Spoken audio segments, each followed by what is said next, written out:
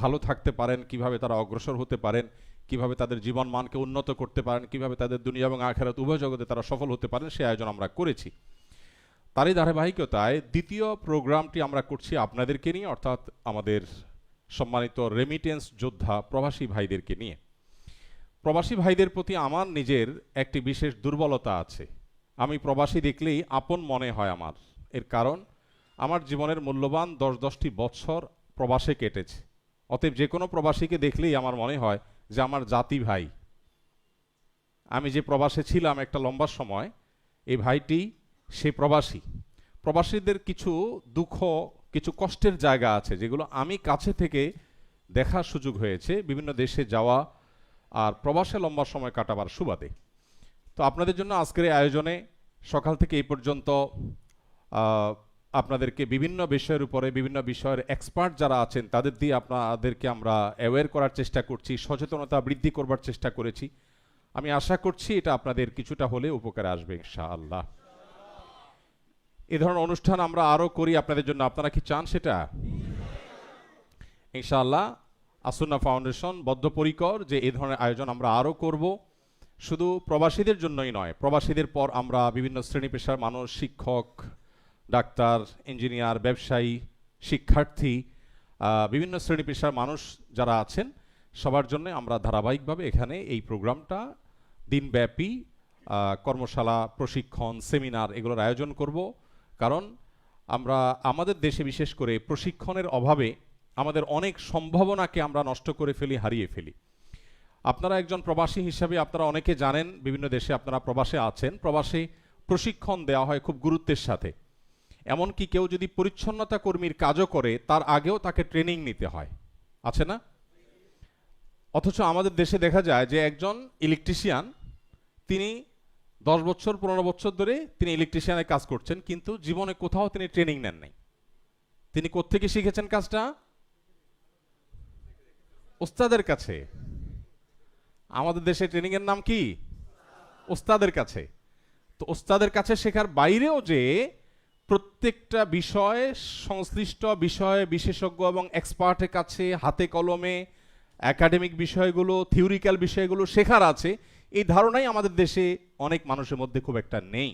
তো As-Sunnah foundation, As-Sunnah skill development ইনস্টিটিউটের মাধ্যমে এবং এই অডিটোরিয়ামে জীবনমান উন্নয়নমূলক এই কর্মশালাগুলোর মাধ্যমে আমরা প্রত্যেকটা শ্রেণীর পেশার মানুষের স্কিল ডেভেলপমেন্ট এবং ট্রেনিং নেওয়া, প্রশিক্ষণ নেওয়া, যে কোনো বিষয়ে থিওরিক্যাল বিষয়গুলো শেখা, জানা এবং সেগুলো বাস্তব জীবনে প্রয়োগ করার ব্যাপারে আমরা গুরুত্ব আরোপ করছি। তারই ধারাবাহিকতা আজকের আয়োজন।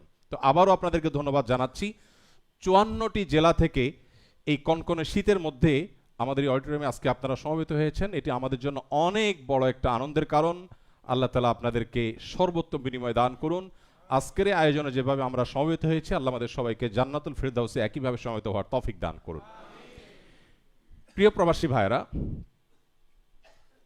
আমি আমার মূল বক্তব্যে প্রবেশের আগে আরেকটি কথা আপনাদের সাথে শেয়ার করতে চাই। সেটা হলো, আপনারা ব্যক্তি আহমদুল্লাহর যে কয়টি ভালো কাজ দেখেন,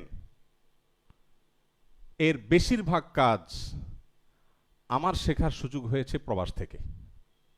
এ কথা আপনাদের সঙ্গে শেয়ার করার উদ্দেশ্য হলো, আপনারা সবাই এখনো প্রবাসে আছেন। প্রবাস জীবনকে আমরা অনেক হতাশার জীবন মনে করি। সন্দেহাতীতভাবে পরিবার নেই, পরিজন দূরে, আত্মীয় স্বজন দূরে, নিজের দেশের মাটির গন্ধ পাই না, এটা তো কষ্টের কারণ বটে।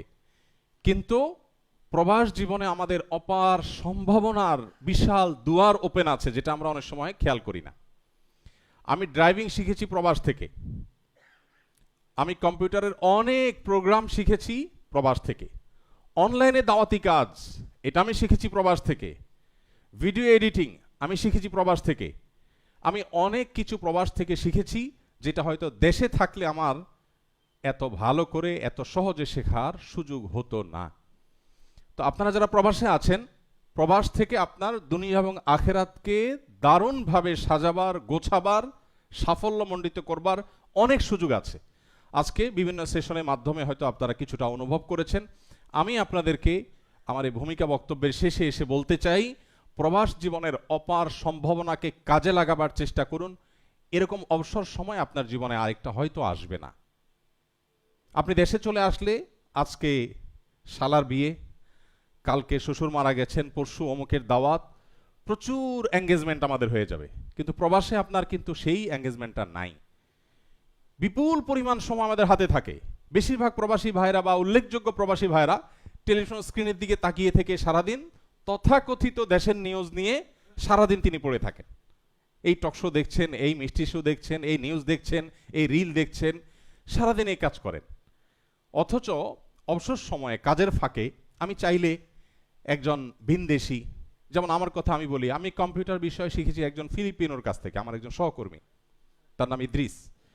আমি গাড়ি শিখেছি আমার একজন সহকর্মী নেপালের, ওনার নাম রিয়াদুল হক। আমি অফিসিয়াল অনেক বিষয় শিখেছি ইয়েমেনি আমার কিছু সহকর্মী ছিল, তাদের কাছ থেকে। তো আপনারা যেখানে কাজ করেন, বিভিন্ন দেশে মানুষ আছেন আপনাদের সাথে, এক একজনের মধ্যে এক একটা দক্ষতা আছে। আপনি চাইলেও বাংলাদেশে এরকম দক্ষ মানুষের সান্নিধ্য হয়তো আপনি পাবেন না, তখন তার কাছ থেকে আপনি একটা জিনিস শিখে ফেলতে পারেন। এটা আপনার জীবনে ভ্যালু অ্যাড করবে ইনশাআল্লাহ। তো আমি আশা করব প্রবাস জীবনকে আমরা আমাদের জীবনের পরিবর্তনকারী একটি সময় হিসাবে গ্রহণ করব। আল্লাহ আমাদের সবাইকে তৌফিক দান করুন। আমার আলোচনার বিষয়বস্তু হলো পারিবারিক বিষয়। আমি বিভিন্ন বক্তব্যে, বিভিন্ন প্রোগ্রামে, বিভিন্ন আয়োজনে প্রবাসীদের মধ্যে পারিবারিক যে সমস্যাগুলো আছে সেগুলো নিয়ে কথা বলার চেষ্টা করেছি এবং তাদের সমস্যাগুলো আমি দেখেছি। তার আলোকে আমি আপনাদের সাথে কিছু কথা আরোজ করতে চাই।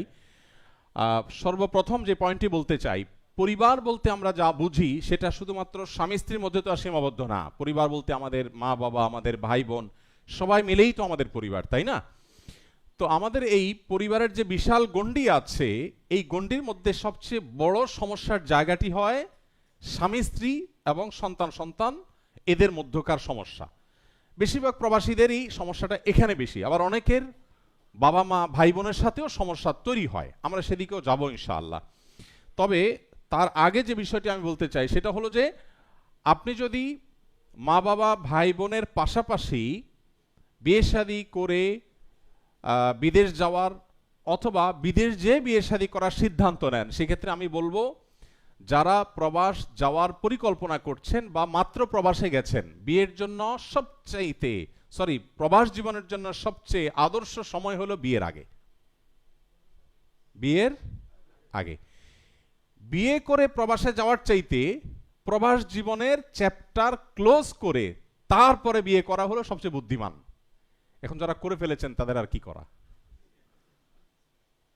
তারা সেকেন্ড ট্রাই করবেন নাকি? খবরদার। হ্যাঁ, করা তো যায়, ওইটা মারধর খাওয়ার জন্য সেরকম ক্যাপাবল থাকতে হবে। তো সবার কি চারটা করার সামর্থ্য আছে?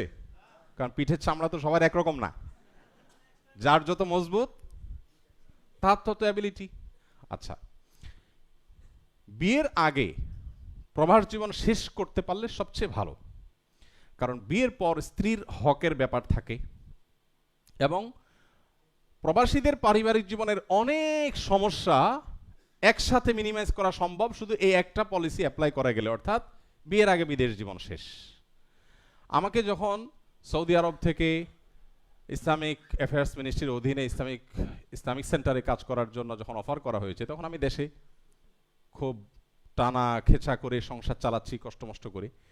ওই সময় যখন অফার আসলো, বেশ ভালো হ্যান্ডসাম স্যালারির অফার, আরও অনেক অফার, আমি তাদেরকে বলেছি এই অফার আমাকে শোনায় লাভ নাই, আমাকে এইটা বলো ফ্যামিলি নিয়ে থাকতে পারবো কিনা, ইয়েস অর নট। তখন তারা বলছে আইউ নাম, হ্যাঁ অবশ্যই।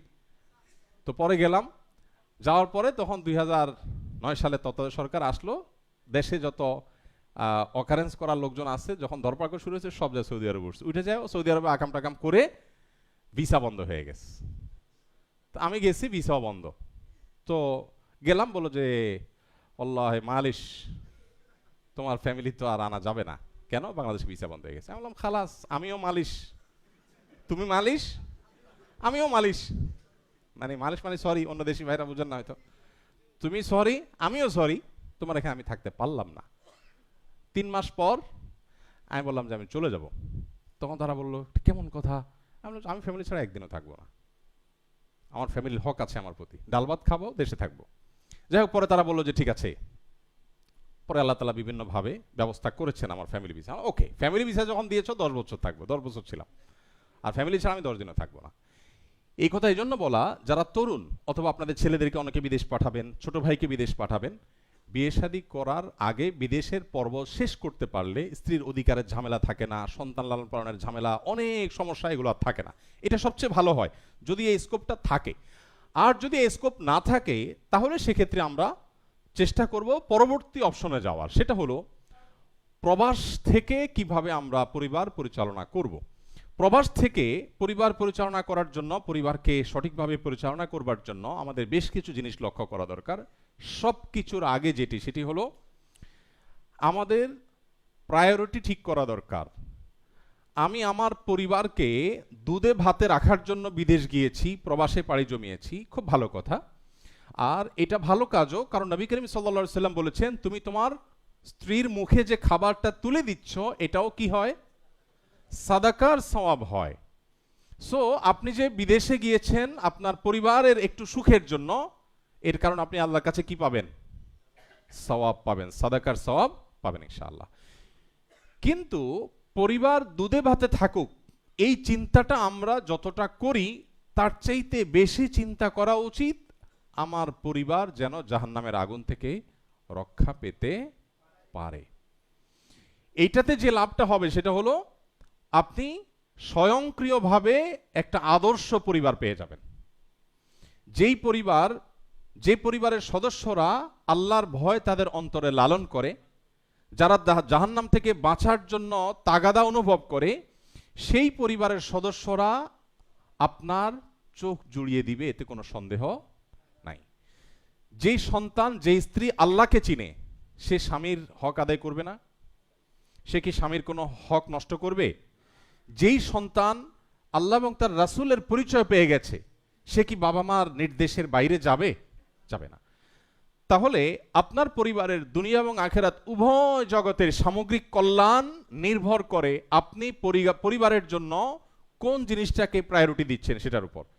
আপনার কাছে পরিবারের দুধে ভাতে থাকাটা বেশি গুরুত্বপূর্ণ, নাকি তাদের ঈমান আমলে থাকাটা বেশি গুরুত্বপূর্ণ? দুধে ভাতে থাকাটা আমাদের টার্গেট হবে, আমরা চাইবো তারা ভালো থাকুক, ভালো খাক, কিন্তু সেটা আমার কাছে যতটা গুরুত্বপূর্ণ তার চাইতে বেশি গুরুত্বপূর্ণ হতে হবে কি? ঈমান আমল। আল্লাহ রাব্বুল আলামিন কোরআনে কারিমে বলেছেন, ইয়া আইয়ুহাল্লাযীনা আমানু কু আনফুসাকুম ওয়া আহলিকুম নারা, হে ঈমানদারেরা তোমরা নিজেদেরকে এবং তোমাদের পরিবারকে জাহান্নামের আগুন থেকে রক্ষা করো। প্রিয় ভাইরা, দুনিয়া কয়দিনের? দেখতে দেখতে শেষ হয়ে যায়, তাই না? অনন্ত অসীমকালের জান্নাতে আমাদের একসাথে থাকতে হলে তার জন্য প্ল্যান করতে হবে, সঠিক প্ল্যান। এই প্ল্যানের অংশ হিসেবে আমাদেরকে অনেক কাজ করতে হবে। এর ভিতরে সবচেয়ে বড় কাজটা হলো আপনি একজন, যারা বিবাহ এখনো করেন নাই, তারা একজন জীবন সঙ্গিনী খুঁজবেন এমন যিনি আল্লাহ ভীরু, যিনি মুত্তাকি। এখন মুত্তাকি কিন্তু বোরকা পড়লেই হয়ে যায় না, মুত্তাকি কিন্তু শুধু নামাজ পড়লেও হয়ে যায় না।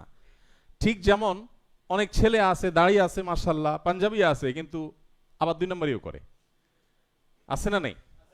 ঠিক একইভাবে একজন মেয়ে লেবাস পোশাক পরলেই মুত্তাকি হয়ে যায় না। একজন ছেলে হোক আর মেয়ে হোক, মুত্তাকির সবচেয়ে বড় বৈশিষ্ট্যের বিষয় হলো তিনি আল্লাহর কাছে নিজেকে পরিপূর্ণভাবে সমর্পণ করেছেন কিনা, সারেন্ডার করেছেন কিনা। এটা যদি কেউ করতে পারেন তিনি মুত্তাকি। এখন এটা বুঝবেন কিভাবে, এটা জটিল, এটা আরেক আলোচনা, বিবাহ কেন্দ্রিক আলোচনা। আমি শুধু এটুকু বলতে চাই, যারা বিবাহ করেননি অথবা ছোট ভাই ব্রাদার ছেলে মেয়ে বিয়ে করাবেন তাদের জন্য বলছি, জীবন সঙ্গী সঙ্গিনী বা পাত্র পাত্রী নির্বাচনের ক্ষেত্রে তারা দিনদার কিনা এটা নিরূপণ করবার জন্য তাদের সবচেয়ে যে বিষয়টি গুরুত্বপূর্ণ যেটা দেখতে হয় সেটা হলো যে তারা আল্লাহর কাছে কতটা নিজেকে সঁপে দিয়েছেন। কোরআন হাদিস শুনছেন, আর কোনো কথা নাই, আল্লাহ বলেছেন, আচ্ছা তাহলে আর কোনো কথা নাই, কোরআনে আছে, হাদিসে আছে, আচ্ছা তাহলে আমার আর কোনো সে নাই। এই সমর্পণ করার মানসিকতা থাকলে সে হলো আসলেই মুত্তাকি। আর মেয়েদের ক্ষেত্রে সবচেয়ে বড় বৈশিষ্ট্য হলো অল্পে তুষ্ট থাকা, আলহামদুলিল্লাহ বলতে পারা, চাহিদা না থাকা, যে আমি ডিমান্ড না, অন্য মেয়েদের সাথে আমি কম্পেয়ার করব না, এটা হলো তাদের সবচেয়ে ভালো গুণ। আর ছেলেদের ক্ষেত্রেও, পাত্র নির্বাচনের ক্ষেত্রেও, যেহেতু এখানে আপনারা সবাই ছেলে, অতএব আপনাদের জন্য মেয়েদের কথাটা বেশি করে বলা, ছেলেদের ক্ষেত্রেও এরকম মুত্তাকির বিভিন্ন প্যারামিটার আছে। যেগুলো দেখে আমরা আসলে ভালো মানুষ নির্বাচন করব। এর মধ্যে একটা হলো যে সে আসলে হালাল হারাম কতটা মেনটেন করে এবং কাদের সাথে উঠা বসা করে। এই কথাটা সবার জন্য প্রযোজ্য, ছেলে মেয়ে সবার জন্য। বন্ধু সার্কেল দেখে বোঝা যায় সে আসলে মানুষটা কেমন, অনুমান করা যায়। এই জন্য পাত্রপাত্রী শুধুমাত্র চেহারা ছবি, শুধুমাত্র পয়সা আলা কিনা, শুধুমাত্র নামি খানদানি কিনা, শুধুমাত্র লেবাস পোশাক আছে কিনা, এগুলো না দেখে তার লাইফস্টাইল, সে যাদের সাথে চলাফেরা করে সে কতটা সহনশীল, সে কতটা ধৈর্যশীল, তার ভিতরে কতটা তুষ্টি আছে, তার ভিতরে সবর কতটা আছে, এই জিনিসগুলো বেশি গুরুত্বপূর্ণ। যাই হোক, সেটা বিবাহ কেন্দ্রিক আলোচনা। তো পরিবার তারা যদি মুত্তাকি হোক এটা আপনি চান, তাহলে আপনাকে অনেকগুলো স্টেপ অবলম্বন করতে হবে, অনেকগুলো পদক্ষেপ নিতে হবে, যেগুলো নিলে আপনার পরিবার মুত্তাকি হয়ে উঠবে ইনশাআল্লাহ। এক্ষেত্রে আরেকটা হাদিস উল্লেখ করতে পারি, এখানে আছে নবী করিম সাল্লাল্লাহু আলাইহি সাল্লাম বলেছেন, আলা কুল্লুকুম রাইন ওয়া কুল্লুকুম মাসউলুন আন রাইয়াতিহি, তোমাদের সবাই দায়িত্বশীল এবং সবাই যার যার দায়িত্ব সম্পর্কে জিজ্ঞাসিত হবে। অতএব আমরা সবাই পরিবারের দায়িত্বশীল, প্রত্যেকটা মানুষ পরিবারের দায়িত্বশীল। এই হাদিসের শেষ অংশে আছে নবী করিম সাল্লাল্লাহু আলাইহি সাল্লাম বলেছেন, একজন পুরুষ তার পরিবারের সদস্যদের সবার ব্যাপারে তিনি দায়িত্বশীল। কিয়ামতের ময়দানে এদের ব্যাপারে জিজ্ঞাসাবাদের মুখোমুখি হবে। তার স্ত্রী নামাজ পড়েছেন কিনা, সন্তানটা আল্লাহকে চিনেছেন কিনা, আল্লাহর কাছে জবাবদিহি তাকে করতে হবে। এই জন্য আমরা কি করব? পরিবারকে দিনদার করার জন্য, তাদেরকে আল্লাহমুখী করার জন্য, তাদেরকে আদর্শ পরিবার করার হিসাবে গড়ে তোলার জন্য আমরা কি করব? প্রথমত, নিজের এবং সঙ্গীর চরিত্র হেফাজতের গুরুত্ব দেওয়া। আপনার সাথে আপনার স্ত্রীর বোঝাপড়াটা পরিষ্কার হতে হবে। আপনার ইমো, আপনার হোয়াটসঅ্যাপ, আপনার মেসেঞ্জার আপনার স্ত্রী যে কোনো মুহূর্তে দেখতে পারে, এই সৎসাহস আপনার আছে কিনা। আপনার ফেসবুক নিউজ ফিড সে ঘাঁটতে পারে সব সময়, এই সৎসাহস আপনার আছে কিনা, এটা গুরুত্বপূর্ণ। একই কথা স্ত্রীকে বেলায়ও প্রযোজ্য। যদি এই সৎসাহস থাকে এবং এই জায়গাটা পরিষ্কার থাকে, তাহলে কিছুটা আপনি আল্লাহর শুকর আদায় করার জায়গায় আপনি আছেন। এখন ঘরে ঘরে দেখা যায় যে সবাই সবার থেকে লুকালুকি করে, আছে না? এই লুকালুকি করার মানে হলো আপনি সঠিক জায়গায় পুরোপুরি এখনো নাই। অনেক ছেলে আছে যাদের মোবাইল হাতে নিয়ে ফেসবুক স্ক্রল করলে বোঝা যায় সে কি দেখে, বোঝা যায় না? কারণ যেগুলো দেখে ওইগুলোই তো আসে, তাই না? অতএব অনেক মা বাপ আছেন, শুধু প্রবাসী না, আমরা যারা দেশে আছি, একটা কমন রোগের কথা বলি, সেটা হলো আমরা সবাই চাই আমি সারাদিন মোবাইল টিপবো, আমার বাচ্চারা যেন মোবাইল না টিপে। আছে না নাই? আমি সারাদিন মোবাইলে পরনারী দেখব, ফিল্ম দেখব, রিলে মেয়েদের দেখব, ডান্স দেখব, হারাম জিনিসপত্র দেখব, বাট আমার বউটা হবে রাবেয়া বসরি। উনি কিছু দেখতে পারবে না। উনি একজন পুরুষের সাথে যদি মিষ্টি মিষ্টি গলায় কথা বলে, একটু উল্টাপাল্টা টাইপ আলোচনা করে, অথবা পুরুষের সাথে খুব সখ্যতা হয়, আমার চান দিতে আগুন ধরে যাবে। বাট আমি কিন্তু ঠান্ডা মাথায় সারাদিন ফেসবুকে কি করব? একের পর এক হারাম জিনিস দেখবো এবং স্ক্রল করব। এই রোগটা আমাদের মধ্যে আছে না নাই? মনে রাখবেন, পরিবারের কথা এখন রাখেন সাইডে। আপনি নিজে যদি আল্লাহওয়ালা না হন, আপনি নিজে যদি সৎ না হন, আপনার ছেলে মেয়ে এমন কোন ট্যাবলেট পৃথিবীতে আবিষ্কার হয় না যে ট্যাবলেট খাওয়াই দিয়ে সে ফেরেশতা হয়ে যাবে। আমি কি বোঝাতে পেরেছি? এজন্য ভাইরা, আমাদের সিদ্ধান্ত নিতে হবে। জীবনটা খুবই সংক্ষিপ্ত। দেশে থাকেন আর প্রবাসে থাকেন, জীবন কিন্তু আস্তে আস্তে বরফের মতো গলে শেষ হয়ে যাবে। অতএব আমি আল্লাহর কাছে নিজেকে সমর্পণ করব, আমার নিজেকে নিয়ন্ত্রণ করব। আমি হারাম কোনো কিছুর সাথে সংশ্লেষ রাখবো না, হারাম জিনিস দেখবো না, এটা সিদ্ধান্তের ব্যাপার। যদি আপনি হারাম জিনিস না দেখার কষ্ট নিতে পারেন, হারাম জিনিস না দেখাটা তো কষ্টের, কারণ মনে চায় দেখতে, মনের সাথে যুদ্ধ করতে হয়। এই কষ্টটা যদি আপনি নিতে পারেন, নগদ একটা নিয়ামত পাবেন। সেটা কি? সেটা হলো আল্লাহ তাআলা আপনার পারিবারিক জীবনে এমন শান্তি, এমন সুখ দিবেন যেটা আপনি কল্পনা করতে পারবেন না। আর হারাম ভাবে যদি আপনার স্বাদ আপনি আস্বাদন করেন, আপনার চাহিদা আপনি নিবারণ করেন, তাহলে হালাল পথে আপনার চাহিদা নিবারণ করার নিয়ামত আল্লাহ আপনার থেকে বঞ্চিত করবেন, আপনার এতে নিয়ে নেবেন। আপনার স্ত্রী আপনার পরম সুখের কারণ হোক, এটা যদি আপনি চান, তাহলে আপনি অন্যের স্ত্রী দেখা বন্ধ করেন, অন্যের মেয়ে দেখা বন্ধ করেন, অন্যের বোন দেখা বন্ধ করেন, অন্যের মা দেখা বন্ধ করেন, নিজের দৃষ্টিকে সংযত করেন। চেষ্টা করা যাবে না ইনশাআল্লাহ? এটা কিন্তু সিদ্ধান্তের ব্যাপার। এখানে অনেক ভাইরা আছেন এমন দেশে বসবাস করেন যেখানে মেয়েদের চলাফেরা রাফ টাফ, ওপেন সিক্রেট আছে না? ভাইরা আমার, প্রতিদিন শত শত হাজার হাজার বার আমার আমলনামায় গুনাহ লেখা হচ্ছে। কয়টা টাকার জন্য, কয়টা পয়সার জন্য, একটু ইনকামের জন্য আমার ঈমান, আমার আমল, আমার আখিরাত পুরাটা নদীতে ডুবাই দিলাম। আল্লাহর কসম, এর চাইতে লস প্রজেক্ট, এর চাইতে দুর্ভাগ্যজনক বিনিয়োগ আরেকটা হতে পারে না। যে কিছু টাকা পাইলাম, বিনিময়ে আমার ঈমান আমল শেষ হয়ে গেল। এই জন্য যারা সে সমস্ত পরিবেশে আছেন, তারা নিজেদের বিরুদ্ধে নিজেদের সংগ্রাম এবং যুদ্ধ চালাতে হবে যে আমি আমার দ্বারায় কোনো গুনাহ আমি করব না। চেষ্টা করা যাবে না ইনশাআল্লাহ? আপনি যখন নিজে এবং আপনার সঙ্গিনী উভয়ে আপনারা যখন চরিত্রবান হবেন, তখন দেখবেন একটা উপভোগ্য, একটা সুখময় পরিবারের বীজ বপন হয়ে গেছে। চরিত্রের হেফাজত। কিসের হেফাজত? নিজের এবং সঙ্গিনীর। কিন্তু আগে নিজেরটা যদি করতে পারেন, তখন আপনার স্ত্রীর জন্য আপনি আপনার প্ল্যান তৈরি করতে পারবেন।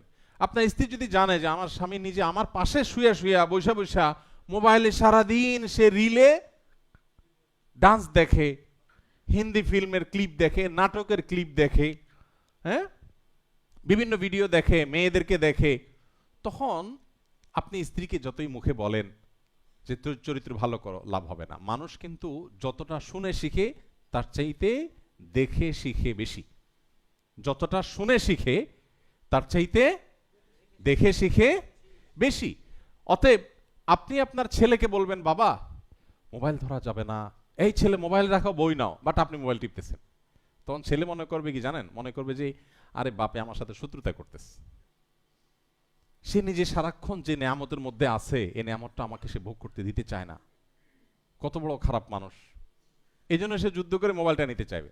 বাট আপনি নিজে মোবাইল অহেতুক টিপাটিপি বন্ধ করেন, প্রয়োজনীয় কাজ সেরে রেখে দেন, দেখবেন বাচ্চাকে বলা লাগবে না, সে ওখান থেকে প্রভাবিত হবে ইনশাআল্লাহ। এই জন্য সবকিছুর আগে হলো নিজের এবং সঙ্গীর চরিত্রকে হেফাজত করা। বহু প্রবাসী ভাইরা আছেন চরিত্র নানাভাবে নষ্ট করে ফেলেছেন, এবং সবচেয়ে বড় ভূমিকা এই মোবাইল ফোনের, স্মার্টফোনের অপব্যবহার। ঘরে ঘরে হাজার হাজার পারিবারিক অশান্তির কারণ হলো এই ফোনের অপব্যবহার। ভাইরা আমার, এই যে সময় নষ্ট করছি ঘন্টাকে ঘন্টা, শত শত হাজার হাজার ঘন্টা, এর জন্য আল্লাহর কাছে জবাব দিতে আছে। আপনাদেরকে শেখ আব্দুল্লাহ সাইফুল্লাহ ভাই বলেছেন, নিশ্চয়ই সেই সেশন আপনারা শুনেছেন, প্রবাস জীবনে চাইলে অনেক কিছু করা যায়। আমি অনেক প্রবাসীকে চিনি, প্রবাস জীবনে হাফেজ হয়ে গেছেন, 30 পারা কোরআন হিফজ করে ফেলেছেন। কেন? কারণ ব্যাচেলর লাইফে 8-10 ঘন্টা ডিউটি পরে বিপুল পরিমাণ সময় আছে, দেশে আধা ঘন্টা 1 ঘন্টা মোবাইলে কল করলেন, ভিডিও কল করলেন, কথা বললেন, বাকি সময়টা তারা আছে, তিনি কোরআন তেলাওয়াত করছেন। অনেক ইসলামিক অর্গানাইজেশন আছে, সেগুলোর সাথে ইনভলভ থাকছেন, মসজিদের সাথে ইনভলভ থাকছেন, দাওয়াতি কাজের সাথে ইনভলভ আছেন, তাহলে আপনার টাইমটা ভালো কাজে লাগবে। আর যদি সেটা না করেন, মোবাইলে আপনি ভিডিওতে, ফেসবুকে, ইউটিউবে বিভিন্ন ভিডিওতে ডুবে থেকে ঘন্টাকে ঘন্টা ভিডিও দেখছেন, আপনি কি লাভটা করছেন? আপনার বরং ঈমান আমল ধ্বংস করছেন। এই জিনিসটা বলা যত সহজ, আমল এতটা সহজ না। সিদ্ধান্ত গ্রহণ করার বিষয়। এই মোবাইলের অপব্যবহার, সোশ্যাল মিডিয়ার অপব্যবহার, এটা আমাদের জীবনকে শেষ করে দিচ্ছে। নিয়ন্ত্রণ করবো তো ইনশাআল্লাহ? এটা চরিত্র হেফাজতের জন্য সবচেয়ে বড় সহায়ক বিষয় হবে ইনশাআল্লাহ। এরপর হলো ভিডিও কল এবং ছবি আদান প্রদানে সতর্ক থাকা। এটা এমনি কমন একটা বিষয়। পরিবারের সাথে দেখা যায় আমরা আমাদের একান্ত মুহূর্তগুলো শেয়ার করি। আপনারা জানেন, এখন এমন কোনো বিষয় নাই যেটা আমরা মোবাইলের মারফত আদান প্রদান করি এটা থার্ড পার্টি কাছে যায় না। এগুলো সবগুলোই যায়। আপনার আমার প্রাইভেসি বলতে কিছুই নাই আসলে। আমরা যারা মনে করি অনেক সেফ, ঠিক আছে, আমি আমার স্ত্রী, আমরা দুজন দুই প্রান্তে আছি, এত কেউ নাই, ভুলের মধ্যে আছি আমরা।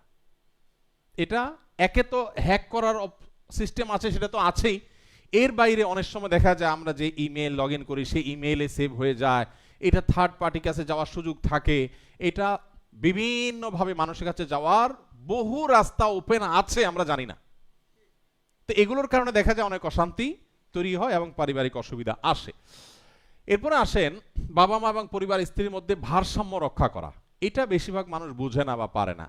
ভারসাম্য রক্ষা করা, এটা নিয়ে আমি অনেক চুটকি বলি, রসিকতা করে অনেক কথা বলি। পরিবারে ভালো থাকার বা পরিবারকে নিয়ে সুখে থাকার জন্য একটা সহজ বুদ্ধি হলো, পুরুষরা বিশেষ করে একটু বেকুব সাজা। কি সাজা? বেকুব সাজা। বেকুব সাজার মানে কি? মানে হলো সব প্রবাসীদের, আপনাদের ইল্লা মাশাআল্লাহ হাতে গোনা কিছু মানুষ বাদে প্রায় সবারই কমন কিছু অভিযোগ আছে। এর ভিতরে একটা হলো যে ভাই কি করব, পাটা আর পুতা এই দুইটার ঘষা ঘষিয়ে আমি মরিচের অবস্থা শেষ। বয়ে বলে তোমার মা এই করেছে, সেই করেছে, হান করেছে, তান করেছে, আর মা বলে তুই জানোস বিদেশে থাকস, তোর বউ কি করে, এটা বলছে, ওইটা করছে। এখন মা বলে বউয়ের বিরুদ্ধে, বউ বলে মায়ের বিরুদ্ধে। আবার একইভাবে বোন ভার্সেস বউ। এই যে ঘষাঘষি, এই ঘষাঘষিতে বিদেশে বসে অনেকে দেন দরবার করে। অনেক প্রবাসীরা আমি দেখছি ওখানে বসে দরবার করে। ভাই বিদেশে বসে ফোনে দরবার করে এগুলো সমাধান হয় না, আরো সমস্যা বাড়ে। তাহলে কি করবেন? কিছু কাজ তো করবেনই, তবে এর মধ্যে একটা আইটেম হলো মাস্ট, সেটা হলো বেকুবের অভিনয় করতে হবে। কিরকম বেকুবের অভিনয়? ধরেন, মানে একটু সহজ সরল হওয়ার অভিনয় আর কি। ধরেন আপনার স্ত্রী মায়ের বিরুদ্ধে যখন অভিযোগ করবে, তখন স্ত্রী বলবা আহা আমার মা এটা বলছে, সত্যি বলছে, আরে সত্যি মানে মিথ্যা বলছি।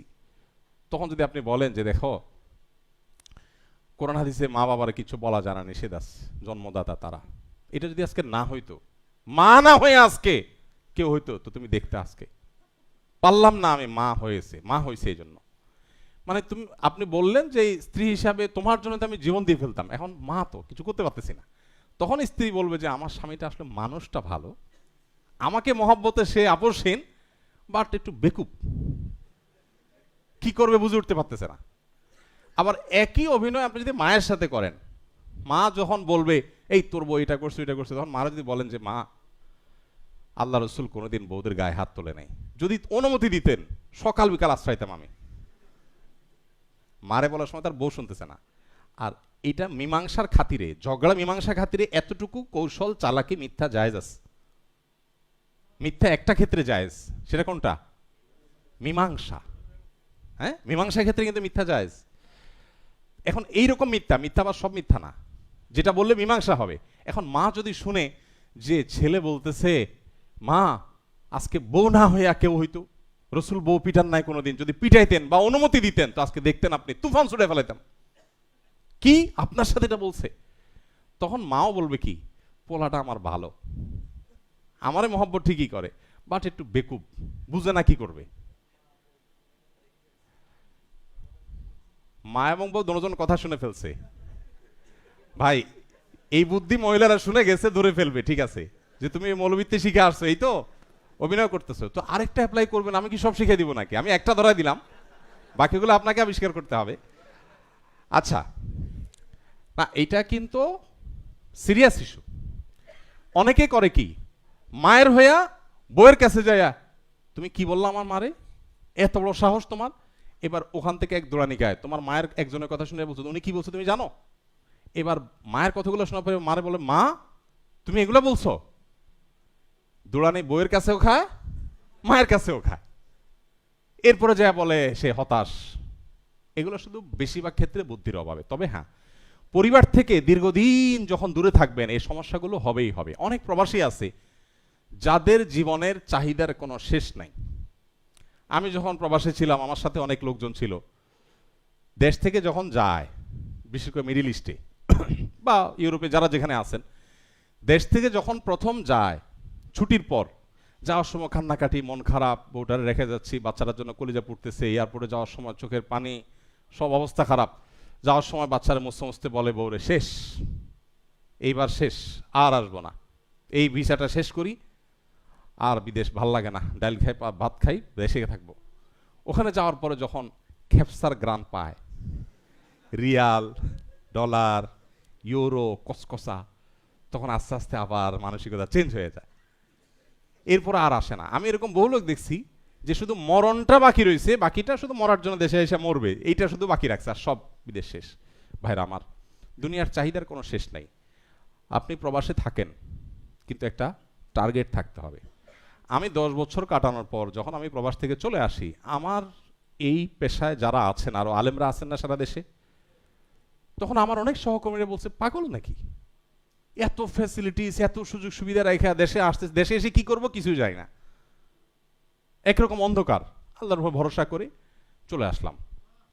ভাইরা আমার, অনেকে বছরকে বছর পরিবারের হক নষ্ট করে, অনেক বাবা আছেন, এখানে অনেকে আছেন যে সন্তানের বয়স 20 বছর, 20 মাস সন্তানকে আদর করার সুযোগ পান নাই, আছেন না?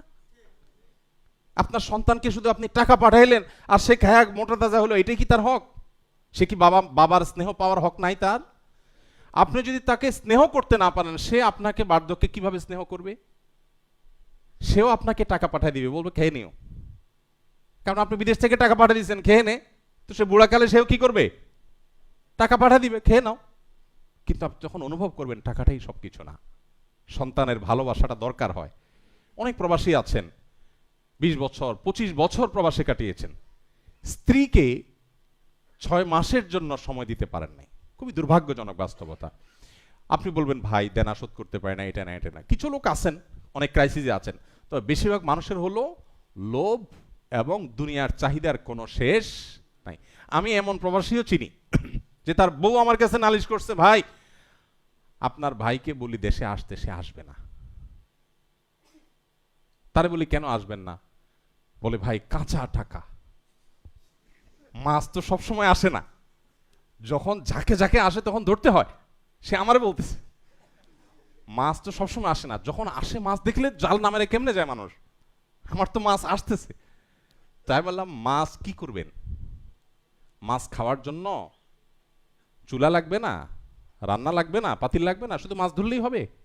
আরে ভাই সারা জীবন কামাই করবেন, ভোগটা কখন করবেন? ফ্যামিলির সাথে না থাকলে ভোগটা পূর্ণাঙ্গতা পায়।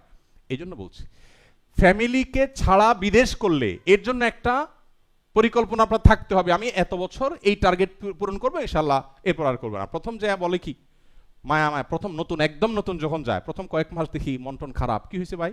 ভাই নতুন আসছি তো ভাল লাগে না, যাক আসছি যেহেতু ভিসা দেনা টানা করে ভিসা নিছি, তো ভিসার টাকাটা শোধ করলে ভাই আমি আর থাকবো না।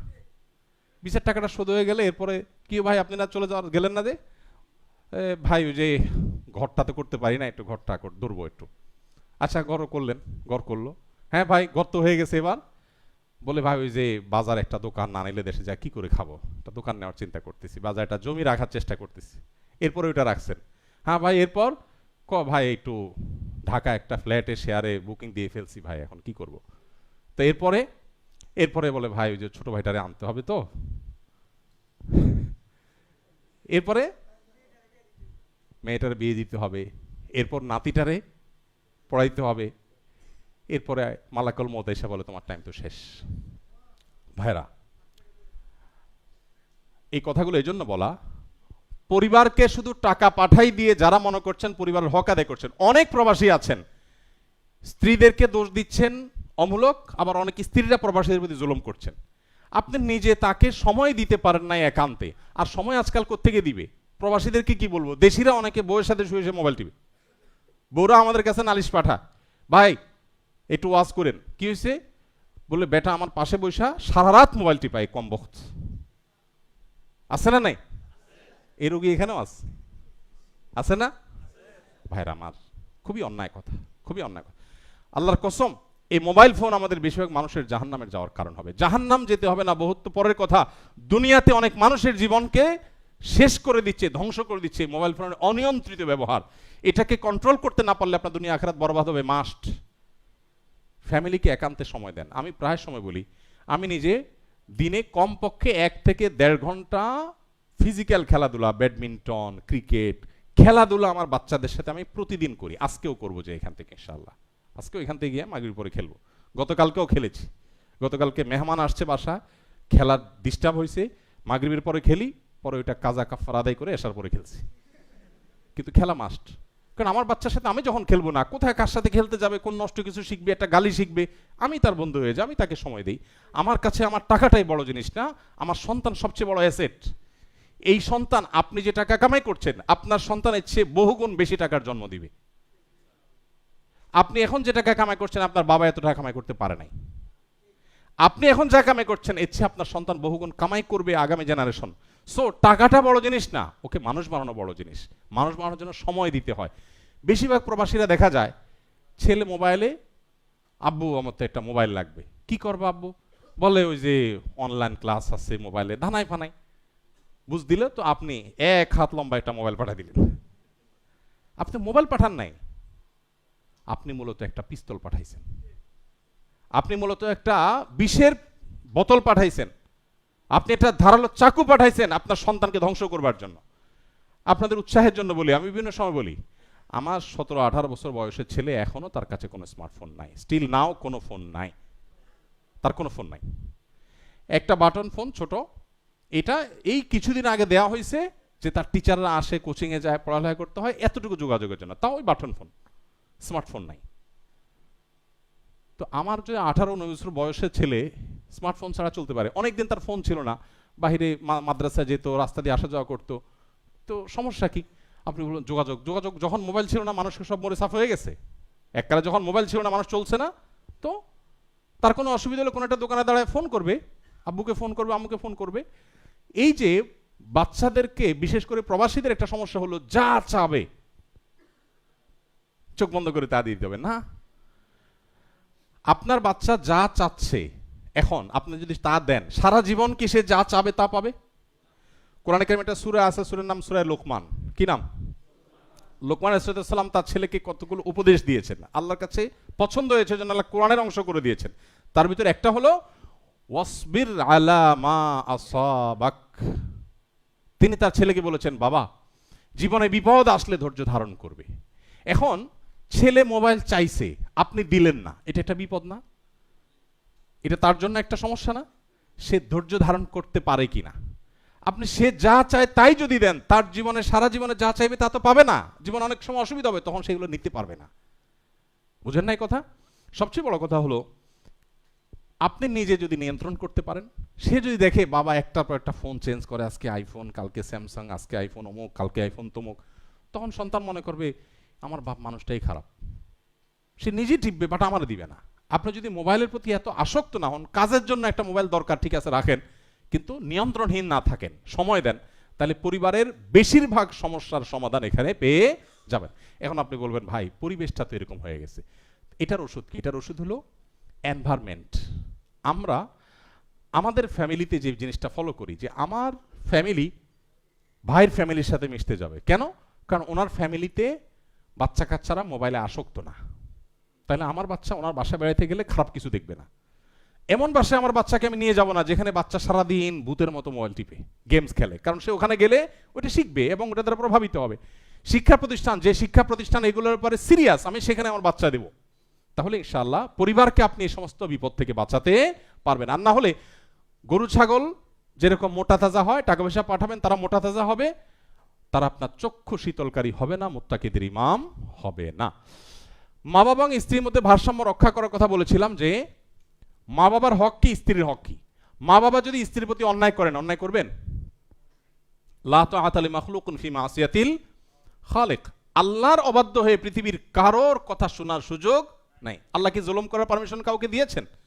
তাহলে সেক্ষেত্রে মা যদি স্ত্রীর বারে জুলুম করতে বলে আপনি করবেন, কিন্তু আবার মার সাথে বেয়াদবিও করা যাবে না।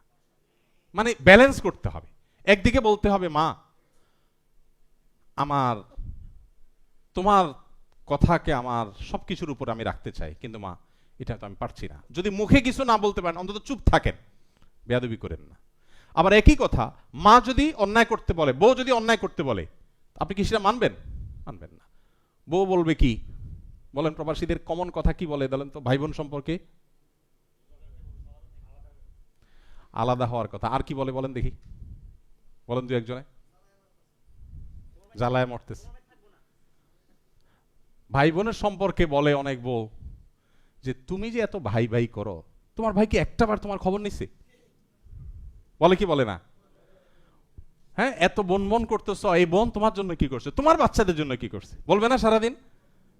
এক কান দিয়ে শুনবেন আর এক কান দিয়ে বাইর করে দিবেন। কারণ তাদের, হ্যাঁ তাদের, তারা যদি কোনো অন্যায় করে সেটা এক কান দিয়ে শুনবেন আর এক কান দিয়ে বাইর করে দিবেন। কিন্তু আবার অনেকে আছেন ভাই বোনের জন্য এত বেশি করেন যে শরীয়ত তাতে করতে বলে নাই। অনেক প্রবাসী আছে এই কাম করেন, সারাদিন ভাই বোন রে টাকা পয়সা দিতে থাকেন। টাকা পয়সা দিলে তো শুধু মানুষ হয় না, শিক্ষা দেন, ট্রেনিং দেন। আর সুন্নাহ ফাউন্ডেশন স্কিল ডেভেলপমেন্ট মূলক ইনস্টিটিউট আছে, আপনারা জানেন তো। ট্রেনিং দিয়ে আমরা বেকারত্ব দূর করার চেষ্টা করি। Mobile servicing training, refrigeration training, electrician training, কম্পিউটারের ট্রেনিং, বিভিন্ন রকমের ট্রেনিং আমরা দিই। আপনি ট্রেনিং সেন্টারে ভর্তি করে দেন, সে শিক্ষক, তারা শুধু টাকা পাঠালে তো সে অভাব দূর হবে না। অনেকে দেখা যায় মা বাপ ভাই বোনের জন্য বেশি করতে গিয়ে বউয়ের হক নষ্ট করে, সন্তানের ভবিষ্যৎ নষ্ট করে। আবার অনেকে বউ সন্তানের দিক খেয়াল করতে গিয়ে এই দিক নষ্ট করে। এই জন্য আমরা বলেছি বাবা মা ভাই বোন স্ত্রী সবার মধ্যে ভারসাম্য রক্ষা করা, সবার হক জেনে সেটা আদায় করা, যার যতটুকু পাওনা। ভাই বোনের প্রতি আমার কর্তব্য আমি সেটুকু করব। অতিরিক্ত করতে পারলে ভালো, কিন্তু অতিরিক্ত করতে গিয়ে যেন আমার ছেলে মেয়ের হক নষ্ট না হয়, বউয়ের হক নষ্ট না হয়, এই জিনিসটা আমাদের খেয়াল রাখতে হবে। এরপর হলো পরিবারের হক আদায়ের জন্য নিয়মিত দেশে আসা। অনেক প্রবাসী আছেন 10 বছর 12 বছর দেশে আসেন নাই, আছে না? কেন আসে না? টাকা। হ্যাঁ, 17 বছর আসছে, এরকম মানুষও আছে। কারোর বিপদ আছে, আসতে পারে না, ভিসার কাগজপত্রের ঝামেলা তৈরি হয়েছে বা কিছু, সেটা একটা জিনিস। কিন্তু শুধু টাকার জন্য না আসা, এটা দুর্ভাগ্যজনক। আমি ফ্যামিলি থাকার পরও প্রতি বছরই দেশে আসার চেষ্টা করতাম। অনেক বেশি টাকা ছিল তা তো না। আচ্ছা, এইটা একটা ব্যাপার। আরেকটা হলো যে সম্ভব হলে পরিবারকে বিদেশে নিয়ে যাওয়া। পরিবারকে বিদেশে নিয়ে যাওয়ার সুযোগ সবাই থাকে না, যাদের আছে তাদের সেই সুযোগটা নেওয়া উচিত যদি সেরকম পরিবেশ থাকে। যারা ইউরোপে থাকেন, পরিবারকে বিদেশ নিয়ে গেলেন, কিন্তু আপনার বাচ্চা কাচ্চা সেই পরিবেশে যদি বড় হয়, ওর ইমান নিয়ে টানাটানি শুরু হবে কিনা, ওই স্কুলে যখন যাবে সেখানে অমুসলিম বাচ্চাদের মধ্যে থেকে তার মধ্যে হীনমন্যতা আসবে কিনা, এটা দেখার বিষয়। যদি সেটা হয়, খবরদার, তাহলে সব কিছুর আগে আমার ইমান রক্ষা করা, আমার আইডেন্টিটি রক্ষা করা, এটা চেষ্টা করতে হবে। আর যাদের সুযোগ আছে তারা পরিবার নিয়ে যাবেন। দেখা যায় পরিবার নিতে গেলে মা বাধা দেয়, বাবা বাধা দেয়, বউ বিদেশ নিবি কেন। তো এক্ষেত্রে ওই যে কার কতটা বাধা দেওয়ার রাইট আছে। আমি কাজের জন্য বিদেশে থাকতে হচ্ছে 2 পয়সা কামাই করার জন্য, তো আমার চরিত্র হেফাজত করার জন্য আমার বউ যদি সাথে না থাকে, তাহলে আমার এই চরিত্রের দিক দেখবে কে, এটা আমাদেরকে দেখতে হবে। তো এই জন্য বিদেশে নেওয়ার সামর্থ্য থাকলে মা বাবা যদি নিষেধও করেন, সব ক্ষেত্রে অবশ্য সমান হবে না, প্রয়োজন আপনি কোনো আলেমের পরামর্শ নেবেন। আসুন্নাহ ফাউন্ডেশনের কল সেন্টার আছে, সকাল 8টা থেকে রাত 10টা পর্যন্ত টেলিফোনে আলেমরা আপনাদের পৃথিবীর যে কোনো প্রান্ত থেকে ফোন করবেন, আপনাদেরকে পরামর্শ দিবে, আপনি সেখান থেকে সহযোগিতা নিতে পারবেন। এরপর আসেন দ্রুত লক্ষ্য পূরণে দেশে ফিরে আসা। একটা টার্গেট থাকবে, ঠিক আছে আমার এইটা দরকার, দেশে এতটুকু করবো, দেশে এসে আমি এটা করতে পারবো। এরপর আলহামদুলিল্লাহ, যদি ফ্যামিলি নিয়ে, সব দেশে তো সেট হওয়ার সুযোগ নাই, মিডল ইস্টে সেট হওয়ার সুযোগ নাই, মালয়েশিয়াতে সুযোগ নাই, তাহলে আমি দেশে ব্যাক করবো। আর যাদের সেটেল হওয়ার সুযোগ আছে তারাও চিন্তা করবেন সেটেল হলে আমার ইমান আমল ঠিক থাকবে কিনা, সেটা থাকলে আলহামদুলিল্লাহ, না থাকলে বাবা আমার দরকার নেই, কারণ আমার সবচেয়ে বড় ইমান আমলের বিষয়টা। আচ্ছা, স্লাইড চেঞ্জ হচ্ছে না।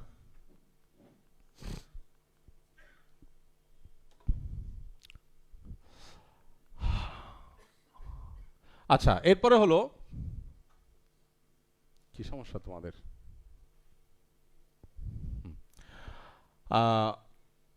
এটা আগের পেজে যাও। ওকে,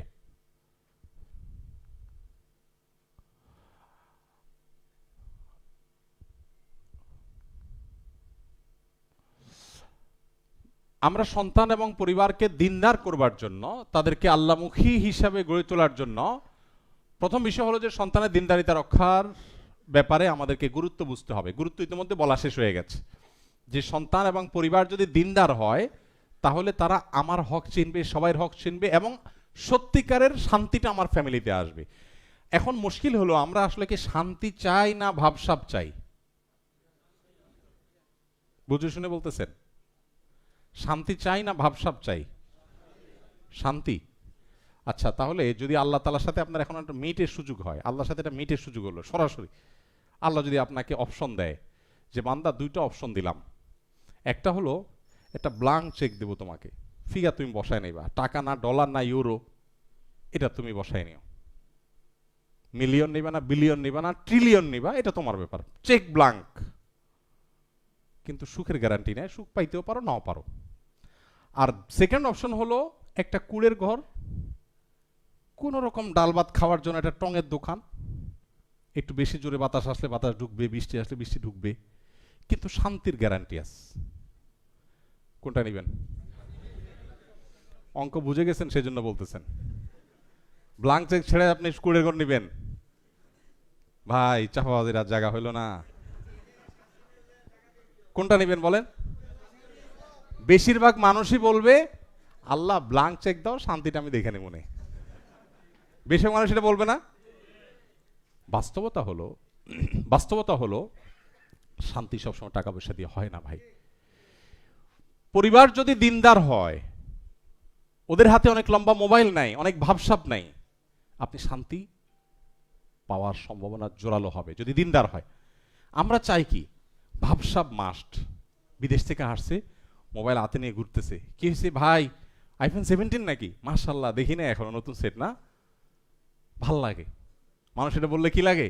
ভাল লাগে। এই ভাবটা দেখানোর জন্য আমি আইফোন 17 কিনছি, ওয়ারেজ আমার এটার কোনো দরকার নাই, আমার কোনো দরকার নাই। আমি এটার জন্য অতিরিক্ত 1 লাখ টাকা খরচ করছি শুধুমাত্র এই ভাবসাবের জন্য। এটা ইমানদারের সিফত না।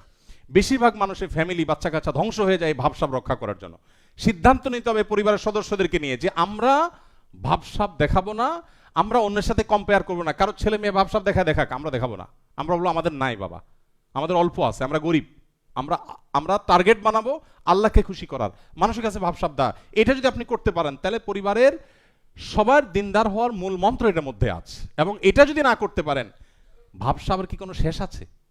আপনি ছেলে মেয়েকে বলেন আর স্ত্রী বলেন, কাউকে দিয়ে কোনোদিন খুশি করতে পারবেন না। পারবেন? পৃথিবীতে দিয়ে কোনোদিন খুশি করা যায়? এটা আপনাদের প্রবাসীদের চাইতে বেশি কে বুঝবে? কেউ বুঝবে? দেশে মানুষ এত ভালো বুঝবে না, আপনারা এটা যত ভালো বুঝেন। কারণ দিতে দিতে এমন দেওয়া দেয়, আমি এয়ারপোর্টে মাঝে মধ্যে দেখি প্রবাসীরা সব খোলা ধরে, গড়িটা খোলে, বাইক না নে, দেই বাতিজা টাকা রইস, নে চশমাটা নে, আমি এটা নেই বানায়া, সানগ্লাসটা তুই রাখ, এরপরে দিয়ে আরেকটা টাকা রইস, পারলে প্যান্টের বেল্টে খুলে দিয়ে দে, নে বাবা আমি রশি বেঁধে যাই, ওখানে যে আরেকটা কিনে নেব। আমি প্রায় সময় এয়ারপোর্টে দেখি যে যেভাবে খোলা ধরে, আরে ভাইক না ভাতিজা ছোট ভাই বন্ধু সব টাকা রইস।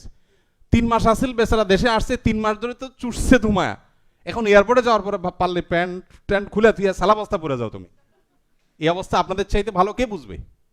প্রিয় ভাইরা, মনে রাখবেন কিচ্ছু দিয়ে আপনি পরিবারকে খুশি করতে পারবেন না। একটা জিনিস যদি দিতে পারেন সকল সুখের মূল মন্ত্র, সেটা হলো দ্বীন, তাকওয়া, আল্লাহ ভীরুতা। সেটা নিজে আগে হইতে হবে এবং পরিবারকে বসে সিদ্ধান্ত নিতে হবে আমরা কি জান্নাতে যেতে চাই কি চাই না। এটা আমাদের বিগ ডিসিশনের ব্যাপার। যদি চাই ওকে, তাহলে ওই অমুকের ছেলে সেও তো বিদেশ গেছে, কয়দিনে কত কিছু করে ফেললে, তুমি কি করলা এটা বলা যাবে না। আমি হকালালি চললে অনেক কিছু হয়তো হবে না। সিদ্ধান্ত নিতে হবে পরিবারকে নিয়ে বসে আলোচনা করে, দিন তাদের মধ্যে দিতে হবে। ইনশাআল্লাহ দেখবেন তারা দিনদার হয়ে উঠবে। নিজেকে এবং পরিবারকে দিনদার হিসেবে গড়ে তোলার উপায় হলো কোরআন হাদিস পড়েন, নিজে আমল করেন, ইসলাম বিষয়ে জানার চেষ্টা করেন, মানার চেষ্টা করেন, আর দিনই সার্কেল মেনটেন করেন। যাদের সাথে উঠা বসা করবেন তারা যেন দিনমুখী হয়। যাদের সাথে যাওয়া আসা করেন সব টাকা পয়সা, আপনার পোলাপান যে বাসায় যায় ওর বাপ আজকে এই মোবাইল নিয়ে আসছে, কালকে জামা দিয়ে আসছে, সারাদিন ভাবসাব দেখায়, তো আপনার বাচ্চা এগুলো শিখবে। আপনি তাকে পরিবেশ দেন যেখানে গেলে সে দিন শিখবে। যে ফ্যামিলিতে গেলে দেখবে বাচ্চা তাহাজ্জুদের নামাজ পড়ছে, বাচ্চা নফল রোজা রাখছে, বাচ্চা ভালো নেকামল করছে, তখন আপনার বাচ্চা তার মতো হইতে চাইবে। পরিবেশ দ্বারা মানুষ প্রভাবিত হয়। আর পাশাপাশি আল্লাহর কাছে দোয়া করা। সূরা ফুরকানের ৭৪ নম্বর আয়াত সবার মুখস্থ, সবাই আল্লাহর কাছে পড়বো, রব্বানা হাবলানা মিন আজওয়াজিনা ওয়া যুররিয়াতিনা কুররাতা আয়ুন ওয়াজআলনা লিল মুত্তাকিনা ইমামা। খুব বেশি বেশি করে আল্লাহর কাছে দোয়া করবো ইনশাআল্লাহ। সন্তানকে ভোগবাদী না করে ত্যাগী করবেন। আমি একটা কথা প্রায় সময় বলি, ভোগের জন্য কোনো যোগ্যতা লাগে না। লাগে? ভোগ সবাই করতে পারে।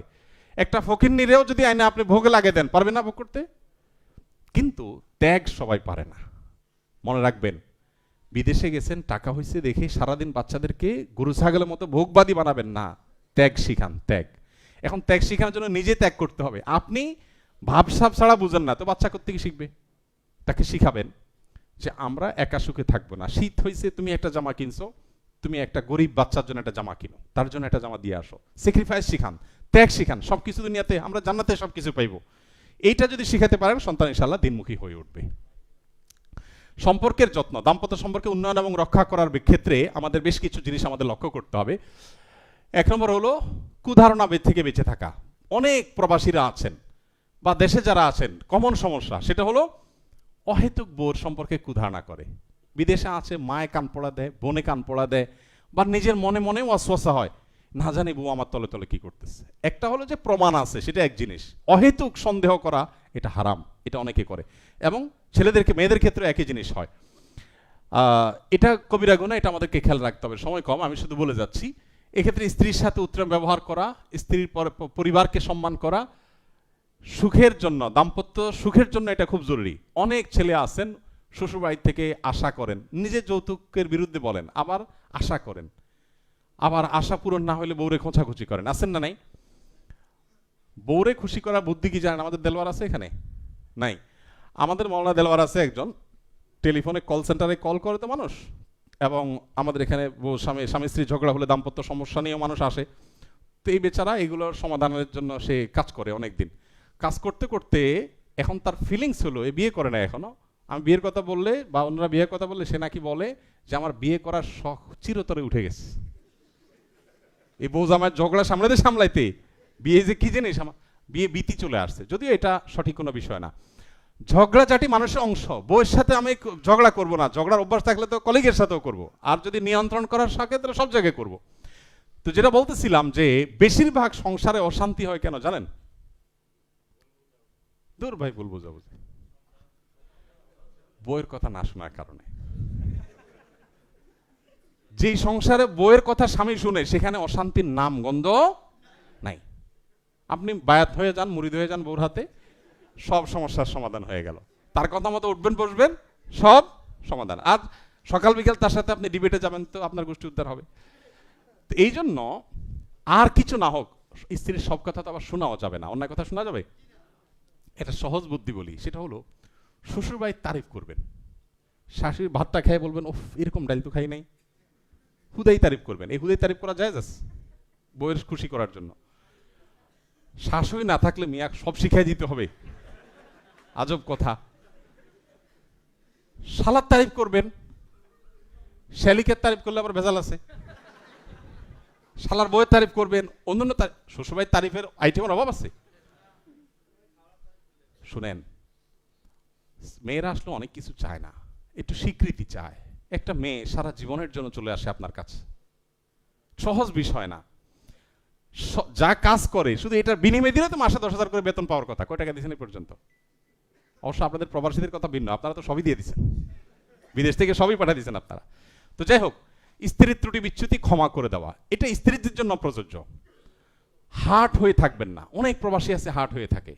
আমি সৌদিতে যখন ছিলাম দাম্মামে, এক বাংলাদেশিকে দেখলাম, তখন নেটে এত ইয়ে ছিল না, দেখি কার্ড কিনে আনছে দোকান থেকে, আয়না বসছে, বুড়া কতক্ষণ কথা বললো, 10 রিয়ালে কার্ড ঢুকাইছে, কতক্ষণ পরে শেষ, দেশে কথা বলছে, আবার আরেকটা কিনে আনছে। তো আমি বললাম ভাই, ঝগড়ার ইনিংস ঘোষণা করেন। 10 রিয়ালের একটা কার্ড শেষ হয়ে গেছে, বলেন ঠিক আছে আমরা ইনিংস ঘোষণা করলাম, আজকের জন্য শেষ, এটা টেস্ট ম্যাচ, সেকেন্ড ইনিংস কালকে সেম টাইম।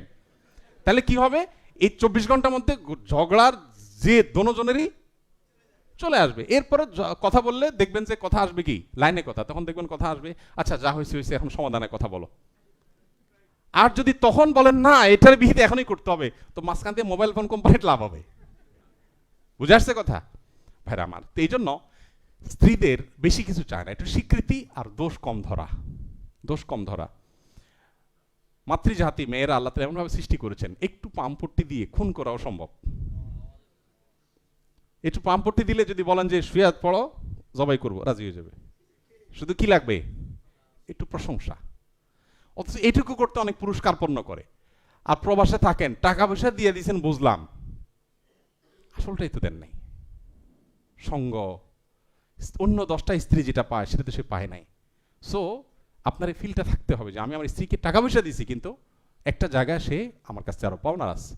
যাই হোক, অনেকে গালিগালাজ করেন, এগুলো না করা, খারাপ ধারণা না করা, তার সাথে পরামর্শ করা। সে যদি কখনো কষ্ট দেয়, একটু ঠান্ডা মাথায়, যখন ঠান্ডা মাজাজ হবে তখন তারে বুঝান যে তোমার কিটা বলা ঠিক হয়েছে, আমি তো কষ্ট পাইছি। একটু টেকফুলি দেখলে জিনিসগুলো সমাধান করা সম্ভব হয়। ছোটখাটো ভুল হলে সেগুলো এড়ানো, সব ভুল ধরে পারা যায় না। তারপরে আপনার মুখ খারাপ না করা, অনেকে আছে মুখ খারাপ করেন, অনেকে আছেন এই বদভ্যাস আছেন। দূরে থেকে সন্তান এবং পরিবার পরিজনের সাথে সম্পর্ক রক্ষার গুরুত্ব আমাদের হাতে একেবারে সময় নেই। সুন্দরভাবে না বলতে শেখা, মানে অনেক অন্যায় বলবে, অন্যায় কথা বলবে, সেগুলো না বলতে শিখবে। আপনি সবকিছু হ্যাঁ বলবেন না। আবার গণহারে না না বলতে পারাটা একটা, না বলতে পারার একটা আর্ট আছে। ডাইরেক্ট না না বুঝায় শুনে না বলতে পারা, এটা একটা গুরুত্বপূর্ণ ব্যাপার। আবেগ নিয়ন্ত্রণ করা, সবসময় আবেগী হয়ে সবকিছু করা যাবে না। যেটা এতক্ষণ বললাম সেটাই শো অফ না করা, মানে আমরা সিদ্ধান্ত নেব যে আমরা ভাবসাব ধরবো না, কারোর সাথে কম্পিটিশন ধরবো না, তাহলে দেখবেন অর্ধেক অশান্তি দূর হয়ে যাবে। সর্বশেষ একটা গুরুত্বপূর্ণ বিষয় আপনাদেরকে বলি, সেটা হলো ঘরে ঘরে একটা অশান্তি আছে, সেটা হলো জিন এবং দুষ্ট জিনের উপদ্রব এবং ব্ল্যাক ম্যাজিকের সমস্যা, যেটা আমরা বুঝি না। স্পিরিচুয়াল সমস্যা, আধ্যাত্মিক ভেতরগত সমস্যা আমাদের শেষ করে দিচ্ছে। হঠাৎ স্বামী স্ত্রী অশান্তি, কোনো কারণ নাই। দুজন বুঝেন যে কেন আমি রাগ হয়ে যাচ্ছি, অহেতুকি চেতে যাচ্ছি, অহেতুক রাগারাগি করে ফেলতেছি। আসলে কাহিনী করতেছে কে? শয়তান। এখানে দেখা যায় অনেক সময় আপোষের তাবিজ করে আত্মীয় স্বজনে ধ্বংস করে, অনেক সময় শয়তান, অনেক সময় নানাভাবে নিজেরা শয়তানের জালেবন্দি হয়ে যায়। এই সমস্যা নাই এমন একজন মানুষও পাওয়া সম্ভব না। নবী করিম সাল্লাল্লাহু আলাইহি সাল্লাম বলেছেন, তোমাদের সবার সাথে শয়তান আছে যে তোমাদেরকে ক্ষতি করার চেষ্টা করে। অতএব সবার সাথে যেহেতু আছে, সবাইকে ক্ষতি করার চেষ্টা করে। উপায় কি? রুকিয়া।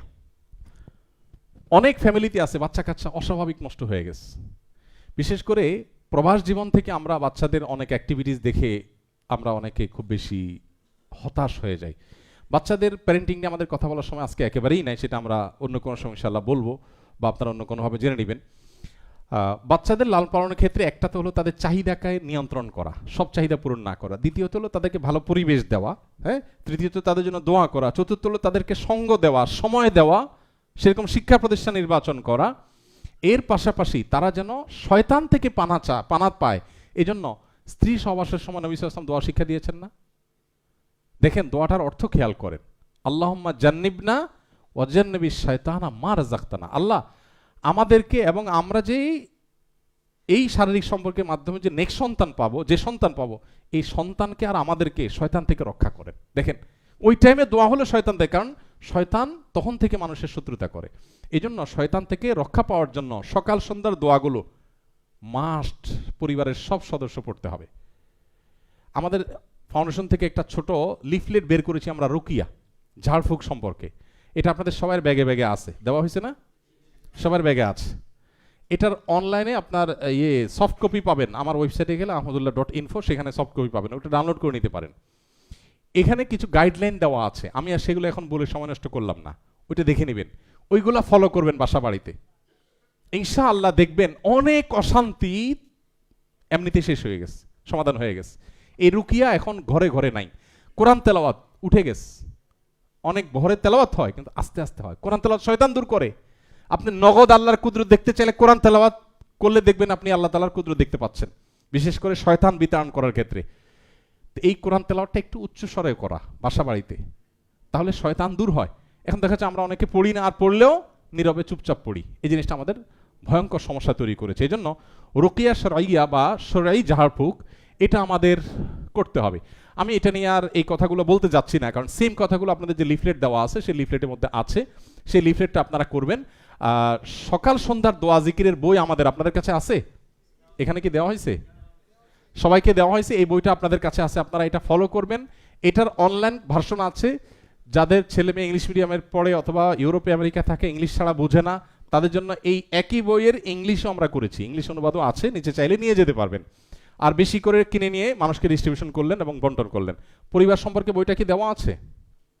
নতুন বইটা মাশাআল্লাহ, আমাদের একটা ছোট্ট ছোটি বই আছে, এই বইটা সবাই পড়বেন, স্বামী স্ত্রী দুজন পড়বেন। এই বইটা পরিবার বাঁচাবার জন্য, পারিবারিক কলহের কারণে অনেকে বিবাদে লিপ্ত হন, ঝামেলা যান, তালাকে চলে যান। খবরদার, প্রবাসীরা দেখা যায় একটু অশান্তি শুরু হলে মাথা গরম হয়ে বিসমিল্লাহ বলে আগে তালাক মারে।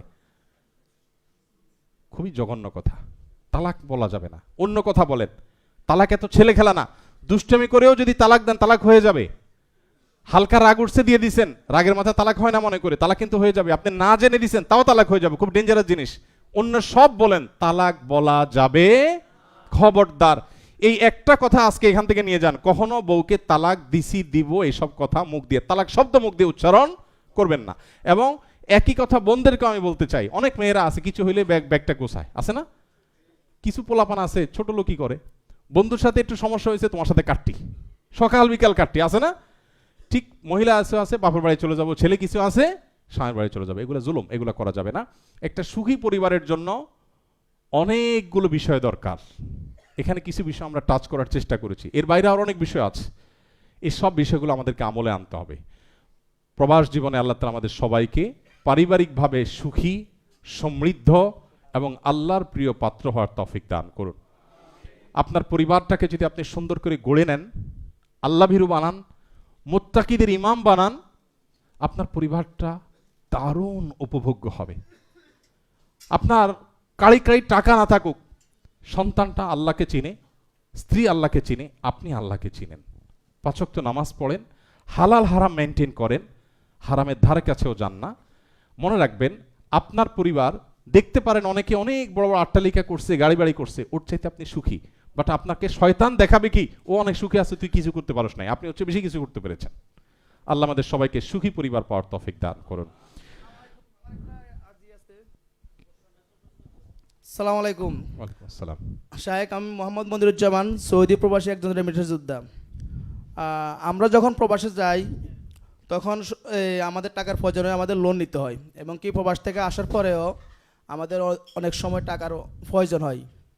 ওই সময় আমরা দেখা গেছে যে প্রবাসী ব্যাংকের দ্বারস্থ হই। প্রবাসী ব্যাংক আমাদেরকে সামান্য টাকা লোন দেয়, তার বিনিময়ে ওনারা এই সুদ নিয়ে নেয়। আপনার মাধ্যমে আমরা সরকারের কাছে অনুরোধ জানাবো যে আমাদের জন্য এই সুদটা যেন না নেই আমাদের থেকে, কারণ আমরা এখানে হারামের মধ্যে জড়ে যেতেছি, এবং কি আমাদের লোনগুলো পরিশোধ করতে একটু কষ্ট হয়। তো আপনার মাধ্যমে যেন সরকারের কাছে আমরা অনুরোধ যেন এটা যেন আমাদের থেকে না নেই। মাশাআল্লাহ। বাকি ভাই আপনারা সবাইকে একমত ওনার দাবির সাথে? মাশাআল্লাহ, এটা যৌক্তিক একটা দাবি। ভাইয়ের কি নাম যেন? মনিরুজ্জামান। কোন জেলা থেকে আসছেন আপনি? ফেনী জেলা থেকে এসেছেন, আর সৌদি আরবে প্রবাসে আছেন। মাশাআল্লাহ, মনিরুজ্জামান ভাই যে দাবি করেছেন সে দাবিটা খুবই যৌক্তিক। আমার মনে হয় যে আপনারা সবাই একমত। তার দাবির খোলাসা হলো, তিনি বলতে চেয়েছেন প্রবাসী কল্যাণ ব্যাংক থেকে প্রবাসীদের কল্যাণে অনেক কাজ করা হয়। এর মধ্যে একটা হচ্ছে প্রবাসীদেরকে লোন দেওয়া হয়। অনেক প্রবাসী প্রবাস থেকে আসার পর তাদের দেখা যায় যে লোন নেওয়ার দরকার হয়। তো প্রবাসী কল্যাণ ব্যাংক যে লোন দিয়ে থাকে, এই লোনের বিপরীতে যে সুদ নিয়ে থাকে, যদিও খুব অল্প সুদ তারা বলেন, কিন্তু হারাম তো আসলে অল্প হারাম, বেশিও হারাম। আর দ্বিতীয় কথা হলো যে প্রবাসী একজন রেমিটেন্স যোদ্ধা, যিনি দেশের অর্থনীতির চাকাকে সচল করবার জন্য এত পরিশ্রম করলেন, এত অবদান রাখলেন, সেই লোকটার অন্তত লোন নেওয়ার ক্ষেত্রে সরকার সে বিপদে পড়লে লোন নিলে সরকারের এই প্রবাসী কল্যাণ মন্ত্রণালয় থেকে পরিচালিত প্রবাসী কল্যাণ ব্যাংক থেকে যেটুকু সুদ আছে সেটা মওকুফ করে সুদমুক্ত লোন যদি দেওয়া হয় তাহলে প্রবাসীদের সুবিধা হয়। এটাই তো আপনাদের দাবি। আচ্ছা, ইনশাআল্লাহ আপনাদের মাধ্যমে আমরা চেষ্টা করব সরকারের সংশ্লিষ্ট মহলের কাছে দাবিটা পৌঁছে দেওয়ার। আমি গণমাধ্যম কর্মী, মিডিয়ার ভাইদের কাছে অনুরোধ করব যে এই দাবিটা যেন তারা পৌঁছে দেয়। আজকের এই রেমিটেন্স যোদ্ধাদের গাইডলাইন কর্মশালা থেকে আমাদের সবাই আপনারা একমত না? সবাই পক্ষ, মনিরুজ্জামান ভাইয়ের দাবির সাথে সবাই একমত। আরও অনেক ভাই আছেন যারা হাত তুলেছেন। আমি সবার কথা হয়তো শুনতে পারবো না, আপনারা একটু বসেন, আমরা চেষ্টা করব 2-4টা কথা শোনার। তবে আপনাদের দাবি আমি প্রতিশ্রুতি দিচ্ছি, আমি তো আর সিদ্ধান্ত নেওয়ার মালিক না, সিদ্ধান্ত তো আসলে সরকার নেবে। আমি সরকারের সংশ্লিষ্ট কর্তৃপক্ষের কাছে ইনশাআল্লাহ পৌঁছে দিব আপনাদের দাবি। আমি আশা করি যে বর্তমান ইন্টারিম গভর্নমেন্ট, তত্ত্বাবধায়ক সরকার ইনশাআল্লাহ তারা সর্বোচ্চ চেষ্টা করবে। আমি উপদেষ্টা মহোদয়, প্রবাসী কল্যাণ মন্ত্রণালয়ের উপদেষ্টা মহোদয়, তার কাছে আমি পৌঁছে দেওয়ার চেষ্টা করব ইনশাআল্লাহ। আমি যদিও ইতিমধ্যে আপনাদেরকে জানিয়ে রাখি, আমি ওনাকে বলেছিলাম যে প্রবাসী কল্যাণ ব্যাংক থেকে সুদমুক্ত লোনের ব্যবস্থা করা হোক প্রবাসীদের জন্য। সেটা হতে পারে ইসলামিক উইং খোলার মাধ্যমে। তবে মনিরুজ্জামান ভাই যে দাবি করেছেন সেটা আরও বেশি যৌক্তিক, যে ইসলামিক উইং না খুলে বরং প্রবাসী কল্যাণ ব্যাংকের লোন সেকশনটা পুরাটাই প্রবাসীদের জন্য সুদমুক্ত করে দেওয়া উচিত। অতএব ইনশাআল্লাহ বিদিল্লাহ আমি আপনাদের তরফ থেকে দাবিটা আমি পৌঁছে দেওয়ার চেষ্টা করব। আর আপনারা দোয়া করতে থাকেন যেন আল্লাহ তাদেরকে তৌফিক দান করেন। ওনারা যদি এই কাজটা করেন একটা ঐতিহাসিক কাজ হবে ইনশাআল্লাহ বিদিল্লাহ। ধন্যবাদ। আর কোনো মতামত বা প্রশ্ন থাকলে একটু মাইকটা কাকে দিবেন? একটু বসেন, 2-1টা ওই শেষের দিকেও যেতে হবে, 2-1জনকে দিতে হবে। জি, আসসালামু আলাইকুম। ওয়ালাইকুম আমি আসসালাম। মোহাম্মদ সিফাতুল্লাহ, সৌদি আরব প্রবাসী। আসলে আমার একটা প্রশ্ন হলো নামাজরত বিষয়ে, যে আমরা যে নামাজ, যে ফরজ নামাজগুলো যে পড়ি, এখানে আমরা যতটুকু জানি হানাফি মাযহাবে যে ইমাম সাহেব যখন সূরা কেরাতগুলো পড়েন, ওই রাকাতগুলোতে চুপ থাকাটা মুসল্লিদের জন্য ওইভাবে থাকা লাগে, কর্তব্য। জি কর্তব্য। আর বাকি যে অন্য 2 রাকাত থাকে বা 1 রাকাত থাকে, ওই সময় যে ইমাম সাহেব ধীরে ধীরে পড়েন, ওই রাকাতগুলোতে কিভাবে মুসল্লিদের কি ধন্যবাদ। হানাফি মাযহাব অনুযায়ী ওই রাকাতগুলোতেও মুক্তাদি চুপ থাকবে, ইমামের পিছনে কোনো রাকাত পড়বে না। তবে অন্য অনেক উলামা ইকরামের মতে, অনেক ইমামের মতে সকল নামাজেই আপনার মুক্তাদিও কেরাত, সূরা কেরাত পড়বে, অর্থাৎ সূরা ফাতিহা পড়বে। এবং সেই সাথে অনেক উলামাদের মত হলো যে উচ্চস্বরে পড়লে তখন শুনবে, আর নীরবে পড়লে তখন পাঠ করবে। বাকি আপনি হানাফি মাযহাবের কথা জানতে চেয়েছেন, হানাফি মাযহাব অনুযায়ী শেষের 2 রাকাতেও নীরবে যখন হবে তখনও শুনবে, হানাফি মাযহাবের আমাদের ফতোয়া। জি, আর মাইক এদিকে দেন কোথাও। আসসালামু আলাইকুম হরজ। ওয়ালাইকুম আসসালাম। আমি সিঙ্গাপুর প্রবাসী।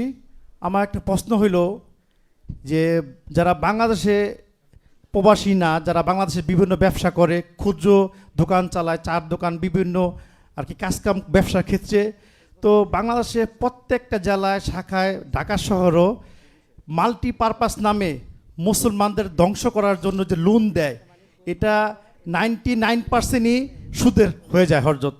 এক্ষেত্রে আমি একটা আর কি দীর্ঘ আশাবাদী যে আল সুন্নাহ ফাউন্ডেশন থেকে যদি এরকম কোনো লোনের ব্যবস্থা করা হইতো, যে পণ্য কিনা দেওয়া হইতো, যে এই মুসলমান জানি এই সুদ থেকে বাঁচা যেত, যদি এরকম কোনো উদ্যোগ থাকলে যদি আমাদের প্রকাশ করতেন বা চালু করতেন, আমরা সমস্ত প্রবাসীরা আমরা সাহায্য করতাম, জানি মানুষ সুদ থেকে বাঁচতে পারে বাংলাদেশ সমস্ত প্রত্যেকটা মুসলমান। এটা আমার বড় একটা কষ্ট দিলের ভিতরে। ধন্যবাদ আপনাকে ভাই। ইস্যু হলো যে আসন্না ফাউন্ডেশন একটা প্রতিষ্ঠান, কয় টাকা আছে আসন্না ফাউন্ডেশনের কাছে? প্রবাসী তো লক্ষ লক্ষ না, মিলিয়ন মিলিয়ন, কোটি প্রবাসী, তাই না? কয়জনকে আমরা লোন দিতে পারবো? আসন্না ফাউন্ডেশনে দিলে কয়জনকে দিতে পারবে? একটা আসন্না ফাউন্ডেশন একটা ছোট একটা প্রতিষ্ঠান, কয় টাকা আছে? এটা সরকারের দ্বারা সম্ভব। সরকার জনগণের ট্যাক্সের টাকা শত শত কোটি, হাজার হাজার কোটি টাকা সরকারের কাছে আছে। তো যেটা আমরা সবাই মিলে সিদ্ধান্ত নিলাম আজকের এই সিদ্ধান্ত মজলিস থেকে, যে প্রবাসীদের পক্ষ থেকে আমরা প্রবাসী কল্যাণ ব্যাংকের কাছে সুদ মুক্ত লোন দেওয়ার দাবি তুলব ইনশাআল্লাহ। আপনারাও যার যার জায়গা থেকে, যে যে দেশের প্রবাসী সে দেশের ভাইদেরকে মিলে আপনারা আপনাদের জায়গা থেকে এই দাবিটা তুলতে থাকেন, মানববন্ধনের মাধ্যমে, বিভিন্ন সোশ্যাল মিডিয়াতে লেখালেখির মাধ্যমে আপনারা এই দাবিটা তুলতে থাকেন। আমরা যদি সবাই মিলে এই দাবিটা আদায় করতে পারি, তাহলে সকল প্রবাসীদের একটা সমস্যার সমাধান হবে ইনশাআল্লাহ। সেই সাথে আসন্না ফাউন্ডেশন থেকে আমরা প্রতি বছর স্বাবলম্বীকরণ প্রজেক্ট চালাই। স্বাবলম্বীকরণ প্রজেক্টে যে কেউ আবেদন করতে পারে, একজন প্রবাসী হিসাবে আপনারাও যে কেউ আবেদন করতে পারেন। এখানে জাকাতের হকদার হইতে হয়, যেহেতু জাকাতের টাকা থেকে আমরা করি। যদি জাকাতের টাকা খাওয়ার মতো নিডি হয়, এবং সে যদি আবেদনে দেখাইতে পারে যে তারে কিছু কিনে দিলে সে আসলে নিজের পায়ে দাঁড়াতে পারবে, সে যদি এটা কনভিন্স করতে পারে, তাহলে সে ফান্ডটা পায়। আমরা সেটা করি সাধারণত। আপনাদেরকে আরও আনন্দের সংবাদ জানিয়ে রাখি, এই প্রোগ্রামটা শেষ হলে ইনশাআল্লাহ আমরা অচিরেই প্রবাস ফেরতদের জন্য একটা প্রোগ্রাম করতে যাচ্ছি। যারা প্রবাস থেকে দেশে একসাথে চলে এসেছেন, অথচ নানা কারণে হয়তো লুজার হয়ে গেছেন, ক্ষতিগ্রস্ত হয়ে গেছেন, রাস্তায় বসে গেছেন, আছেন অনেক প্রবাসী ভাইয়েরা কষ্টে আছেন, মানুষের কাছে প্রতারিত হয়েছেন, টাকা মেরে দিয়েছে, এখন তার কিচ্ছু নাই।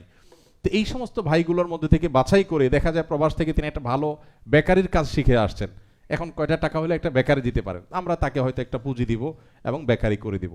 তো প্রবাস ফেরত ভাইদের জন্য একটা প্রোগ্রাম করে, প্রোগ্রাম থেকে যারা নিডি আছে এরকম কিছু মানুষকে বের করে যারা ভালো কাজ করতে পারে দেখাইতে পারবে, এবং সেই সাথে তিনি গরিব অভাবী, তার সিরিয়াসনেস তিনি প্রমাণ করতে পারবেন যে টাকা দিলে সে নষ্ট করবেন না, এরকম মানুষকে আমরা ইনশাআল্লাহ কাজ করব। তবে লোন দেওয়ার যে ব্যাপারটা, আসন্না ফাউন্ডেশন একসময় হয়তো লোন দেওয়া নিয়ে কাজ করবে, এখনো পর্যন্ত এই বিষয়টা আসন্না ফাউন্ডেশন জন্য এত সহজ না। কারণ লোন দিতে গেলে লোন তো আবার তুলতে হবে নাকি, আর লোন একবার দিলে তোলাটা তো সহজ কাজ, তাই না? টিন খোলার আগে টাকা দেয়। এখন টিন যদি আসন্না ফাউন্ডেশন খুলতে যায়, তখন আপনারাই তো বলবেন, হ্যাঁ রে একটা গরিবরে লোন দিয়ে আবার টিন খোলা ধরছে। তো এই জন্য বিষয়গুলো বলা যত সহজ, এগুলো বাস্তবে এতটা সহজ না। আমরা যেটা করছি স্বাবলম্বীকরণ, লোন টোন না, আমরা যা দেই সব একসাথে দিয়ে দেই, কোনো দায় দাবি নেই যে আপনার থেকে আবাদে করতে যাব, ঝামেলা করব, তা না। আপনি যদি আসলে গরিব হন, আপনাকে পুরোটা দিয়ে দিব। আপনারা প্রবাসীরা আসন্না ফাউন্ডেশনের চালিকা শক্তি, আপনারা জেনে খুশি হবেন আমাদের ফাউন্ডেশনের ডোনারদের উল্লেখযোগ্য অংশ আমাদের প্রবাসী ভাইয়েরা। আমরা এই যে ফেনী, নোয়াখালী, লক্ষ্মীপুরের বন্যায়, যে ভয়াবহ বন্যায় যে আমরা 164 কোটি টাকার কাজ করেছি, এখানে আমাদের প্রবাসী ভাইদের অবদান এত বেশি। আমি আফ্রিকার উগান্ডায় গিয়েছি, উগান্ডা গিয়ে বাংলাদেশিদের মধ্যে একটা প্রোগ্রামে গিয়েছি, সেখানে আমাকে কিছু লোক এসে বললেন যে আমরা উগান্ডা থেকে প্রবাসী বাংলাদেশিরা টাকা তুলে আমাদের আত্মীয় স্বজনদের মাধ্যমে আসুন্না ফাউন্ডেশনে টাকা পাঠিয়ে জমা করেছি। আমি খুশি হয়েছি। তো আপনাদেরকে ধন্যবাদ, এবং আপনাদেরকে বলে রাখছি আমরা প্রবাসী ভাইদেরকে নিয়ে আরও অনেক কাজ করতে চাই। দীর্ঘমেয়াদে আপনাদেরকে একটা হোয়াটসঅ্যাপ গ্রুপে যুক্ত করা হবে, আপনারা কানেক্টেড থাকবেন। আসুন্না ফাউন্ডেশনের সুখে দুঃখে আপনাদেরকে আমরা পাশে পেতে চাই। থাকবেন তো আপনারা ইনশাআল্লাহ? আমার মনে হয় শেষ করতে হয়, আমাদের নামাজের সময় হয়ে গেছে। আসসালামু আলাইকুম রহমতুল্লাহ। ওয়ালাইকুম আমি আসসালাম। ইমাম হুসাইন, সৌদি প্রবাসী। আমি ব্যক্তিগত অভিজ্ঞতা থেকে বলছিলাম, আজকে সংশ্লিষ্ট ওনারা ছিলেন, ওনারা শুধু বলার মধ্যেই সীমাবদ্ধ থাকেন। তো আজকের এই অনুষ্ঠানের মাধ্যমে ওনাদেরকে এই মেসেজ দেওয়া, কারণ আমি নিজে 2022 সালে গেছি, একামা সংক্রান্ত অনেক সমস্যায় পড়ে গেছিলাম, যেটা ভয়াবহ একটা রূপ নিয়েছে, যেটা আমি ভাষা জানার কারণে আমি সৌদি অফিসে মাকতাবুল আমাল থেকে আমি আমারটা করছি, এবং এমন ভয়ঙ্কর একটা অবস্থা হয়েছে, মাকতাবুল আমালের মুদিরে আমাদের এম্বাসির যে প্রতিনিধি ছিল আমার ফাইলটা নিয়ে ওনার টেবিলের দিকে ছুঁড়ে মারছে যে এইটা আগে করতে হবে, এখনই করতে হবে। তো এই কারণে আজকে ওনারা থাকলে হয়তো ভালো হতো, ওনাদেরকে এই মেসেজটা একটু আপনার মাধ্যমে পৌঁছায় দেন যে আপনারা যে কথাগুলো বলেন বাস্তবে প্রবাসে এর 5%ও তাদের কোনো সহযোগিতা তারা প্রবাসীদেরকে করে না। এই মেসেজটা আজকের অনুষ্ঠানে থেকে ওনারা যদি থাকতো খুব ভালো হতো, ওনাদেরকে একটু পৌঁছাই দেন যে আমাদের অনুষ্ঠান শেষে আপনাদের সম্পর্কে এই মন্তব্য করছে, আপনারা দয়া করে একটু চেঞ্জ হন, সময় এখন। ধন্যবাদ একটু ধন্যবাদ। change এর এটা জন্য। এটা আসসালামু আপনি, আলাইকুম রহমতুল্লাহ। ওয়ালাইকুম আসসালাম, জাযাকাল্লাহ খাইর। এটা আমি নিজে তো 10 বছর ছিলাম, আমি তো দেখেছি, তাই না? আমি আপনাদের সাথে একমত। এটা দুঃখজনক যে আমাদের প্রবাসীরা বেশিরভাগ ক্ষেত্রে আপনার দেখা যায় সংশ্লিষ্ট এম্বাসিগুলো থেকে প্রয়োজনীয় সহযোগিতা পান না। তবে এটা ঠিক যে সৌদি আরবে বর্তমানে 3.5 মিলিয়ন বাংলাদেশি আছেন, তার মানে 35 লাখ। একটা এম্বাসিতে কয়জন মানুষ থাকে? এখানে আসলে জনবল, বিপুল পরিমাণ জনবল না বাড়ালে এটা সম্ভব না। এখন কথা হলো সরকার তো বাড়াইতে পারে, কেন বাড়াচ্ছে না? একটা দেশের রেমিটেন্স যোদ্ধাদের থেকে হাজার হাজার কোটি টাকা আসতেছে, তাহলে তাদের জন্য 2-10 জন 200-400 স্টাফ বাড়াইতে সমস্যা কি? এটা তো হওয়া উচিত। তো এটা আমাদের সবারই দুর্ভাগ্য বলতে পারি আমরা, যে প্রবাসীরা আসলে এই ব্যাপারটাতে প্রত্যেকেই শকড কম বেশি। আমি অবশ্যই পৌঁছাবো, যদিও আমি ইতিমধ্যে আমার অফিসে ওনারা আসছেন, দুজন সচিবই যখন আসছেন আমি ওনাদেরকে বলেছি যে প্রবাসীরা কিন্তু আপনাদের উপরে সবাই অনেক অভিযোগ আছে, সো এটা আপনারা মাথায় রাখেন এবং এটা সলভ করার চেষ্টা করেন। আমি ওনাদেরকে পৌঁছিয়েছি, আরও পৌঁছাবো ইনশাআল্লাহ। তো আমরা শেষ করি, আমার মনে হয়। আসসালামু আলাইকুম। ওয়ালাইকুম আসসালাম। মোহাম্মদ লক্ষ্মীপুর থেকে। জি, আমি এখানে আপনার কাছে দোয়া চাচ্ছি, পাশাপাশি ইনশাআল্লাহ আল্লাহ তৌফিক দিলে কিছু অর্থ চাচ্ছি, যে গরিবদের জন্য, যেরকম আপনার বিধবা, এতিম আর হলো ঋণগ্রস্ত, এদের জন্য কাজ করাবে। আমি নিজে দিতে পারি না, আমার কিছু টাকা জমানো আছে ব্যাংকে, ওগুলো উঠে ইনশাআল্লাহ আমি জমা করব, আর যাচাই বাছাইয়ের মাধ্যমে ইনশাআল্লাহ এগুলো দেওয়া হবে। ধন্যবাদ। দোয়া করবেন আসুন্না ইনশাআল্লাহ। ফাউন্ডেশন আসসালামু থেকে, আলাইকুম রহমতুল্লাহ। ওয়ালাইকুম আসসালাম রহমতুল্লাহ। আসুন্না ফাউন্ডেশন থেকে আমরা কি ধরনের কাজ করতে পারি সেগুলো আমাদের ওয়েবসাইটে গেলে আপনারা দেখতে পাবেন। আমরা কাউকে কোনো টাকা পয়সা দেই না, এরকম কোনো সিস্টেম আমাদের নাই, কাউকে আমরা কোনো টাকা পয়সা দেই না। আমরা যখন যেটা করি ওপেন ডিক্লারেশন দেই, আপনাকে এখন কিছু টাকা দিয়ে দিব, তো আরেক ভাই এসে বলবে ভাই আমাকেও দেন, আমরা কজনকে দিতে পারবো? এই জন্য আমরা কাউকে কোনো টাকা পয়সা দেই না। আমরা যেটা করি সেটা হলো আমরা আমাদের পেজে ঘোষণা দেই যে আমরা এখন এই কাজটা করতেছি, এখন 200 ঘর বানায় দিব বা এটা করবো, আমাদের কাছে টাকা আছে। তখন আপনার কাজ হলো আপনার এলাকার গরিব যারা আপনি চিনেন ওর পক্ষে আপনি আবেদনটা করে দেন, বাস আপনার কাজ শেষ। আপনি যদি সঠিকভাবে আবেদনটা করতে পারেন আর ও যদি আসলেই হকদার হয়, ও অটোমেটিক পাবে ইনশাআল্লাহ। কথা বুঝাতে পারছি? তো এক্ষেত্রে আপনাদের সহযোগিতা আমরা চাই। ধন্যবাদ। আজকের প্রোগ্রাম আমরা এখানে শেষ করতে হচ্ছে, তবে এই প্রোগ্রামের শেষ প্রোগ্রাম না, আমরা বারবার একত্রিত হব, বারবার মিলিত হব ইনশাআল্লাহ। আপনারা অন্য প্রবাসীদের কাছে এই প্রোগ্রামের দাওয়াত পৌঁছায় দিবেন, ভবিষ্যতের জন্য আমরা আরো বেশি প্রবাসী ভাইদেরকে নিয়ে প্রোগ্রাম করতে পারি। আমরা আমাদের আসুন্না ফাউন্ডেশন থেকে এই প্রোগ্রাম আপনাদের জন্য করেছি, আপনাদের থেকে কোনো এর জন্য ফি নেওয়া হয়েছে? কোনো ফি নেওয়া হয়নি, বরং আমরা আপনাদেরকে কিছু, আপনাদের জন্য বেশ কিছু হাদিয়া পেশ করেছি। এখন ছোট ছোট কয়েকটা পুরস্কার দেবো, একটু বসতে হবে, একটু কয়েক মিনিট বসেন। হ্যাঁ, একটু বসেন। আমরা যে কুইজের প্রতিযোগিতা করেছিলাম সেখান থেকে দুজন ভাইকে আমরা মনোনীত করেছি। একজন হচ্ছেন শাহেদ, ঢাকা থেকে। আপনি আসবেন সামনে। শাহেদ ভাই, ঢাকা। আপনি কোথায়? একটু দ্রুত আসতে হবে। আরেকজন রাজশাহীর ভাই তুফরেজুল, রাজশাহী। আপনারা দুজন এখন শাহেকের কাছ থেকে আপনাদের কুইজের পুরস্কার নেবেন। এছাড়াও আজকের অনুষ্ঠানকে সাফল্যমণ্ডিত করতে আমাদের কয়েকজন নাম শিক্ষার্থী আপনার? কোন দেশে অবদান থাকেন? রেখেছেন। কোন দেশে থাকেন? না প্রবাসী আপনি? ও প্রবাসে যাচ্ছেন কোন দেশে? মালয়েশিয়া। মালয়েশিয়া প্রবাসে যাওয়ার প্রস্তুতি নিয়েছেন ভাই। ভাই কুইজের পুরস্কার হিসাবে সামান্য একটা হাদিয়া তার হাতে আমরা তুলে দিচ্ছি ফাউন্ডেশন থেকে। জি, আরেক ভাই কই? বসে যান, এখন আর সময় নাই কোশ্চেনের। ওয়ালাইকুম আসসালাম। জি, আপনার নাম কি? কোন দেশে থাকেন আপনি? সৌদি আরবে থাকেন। আচ্ছা আচ্ছা, সৌদি আরব যাচ্ছেন, সরি, প্রবাসে যাচ্ছেন, সিদ্ধান্ত নিয়েছেন। ধন্যবাদ। আচ্ছা, আমাদের কয়েকজন শিক্ষার্থী আছেন, তারা আজকের অনুষ্ঠানকে সফল করতে অনেক ভূমিকা রেখেছেন, পরিশ্রম করেছেন। এমন 7 জনকে আমরা পুরস্কার দিব, উদ্দীপনামূলক পুরস্কার। মুসাব নূর, তিনি post graduate diploma in Islamic দাওয়া শিক্ষার্থী, মুসাব নূর। এরপরে আব্দুল্লাহ বিন কামাল, তিনিও আমাদের শিক্ষার্থী। এরপরে মঞ্চে আসবেন ফিরোজ আহমদ, মোহাম্মদ মাসুক, মুসাব মাক্কি, সালেহিন আহমেদ, আব্দুল কাইয়ুম। ওয়ালাইকুম আসসালাম। আমাদের একটি ইনস্টিটিউট আছে, সেখানকার শিক্ষার্থী আমাদের এই ভাইরা। আজকের এই অনুষ্ঠানকে সফল করতে তারা দিনরাত খেটে অনেক পরিশ্রম করেছেন, এই জন্য তাদেরকে উদ্দীপনামূলক পুরস্কার দেওয়া হলো। তো ঠিক আছে, আপনারা আসরের নামাজ যেহেতু পাশেই মসজিদ আছে, আমরা এখনো অনেক জায়গায় সোয়া 4টে জামাত, সো আমরা আরামসে জামাত পাবো ইনশাল্লাহ। সেখানে সুযোগ থাকলো আর কেউ চাইলে এখানে জামাতে শরীক হতে পারবেন। এখন আমরা এখানে চেয়ার সরাই ফেলবো। আর সেই সাথে আরেকটা গুরুত্বপূর্ণ বিষয় হলো, নিচে 2টা স্টল আছে। একটা বইয়ের স্টল, প্রবাসে অনেক বই দরকার হয় আমাদের, আপনাদের জন্য স্টলটা ব্যবস্থা করেছি আমরা, যেটা লাগে আপনারা বইটা নিয়ে যাবেন।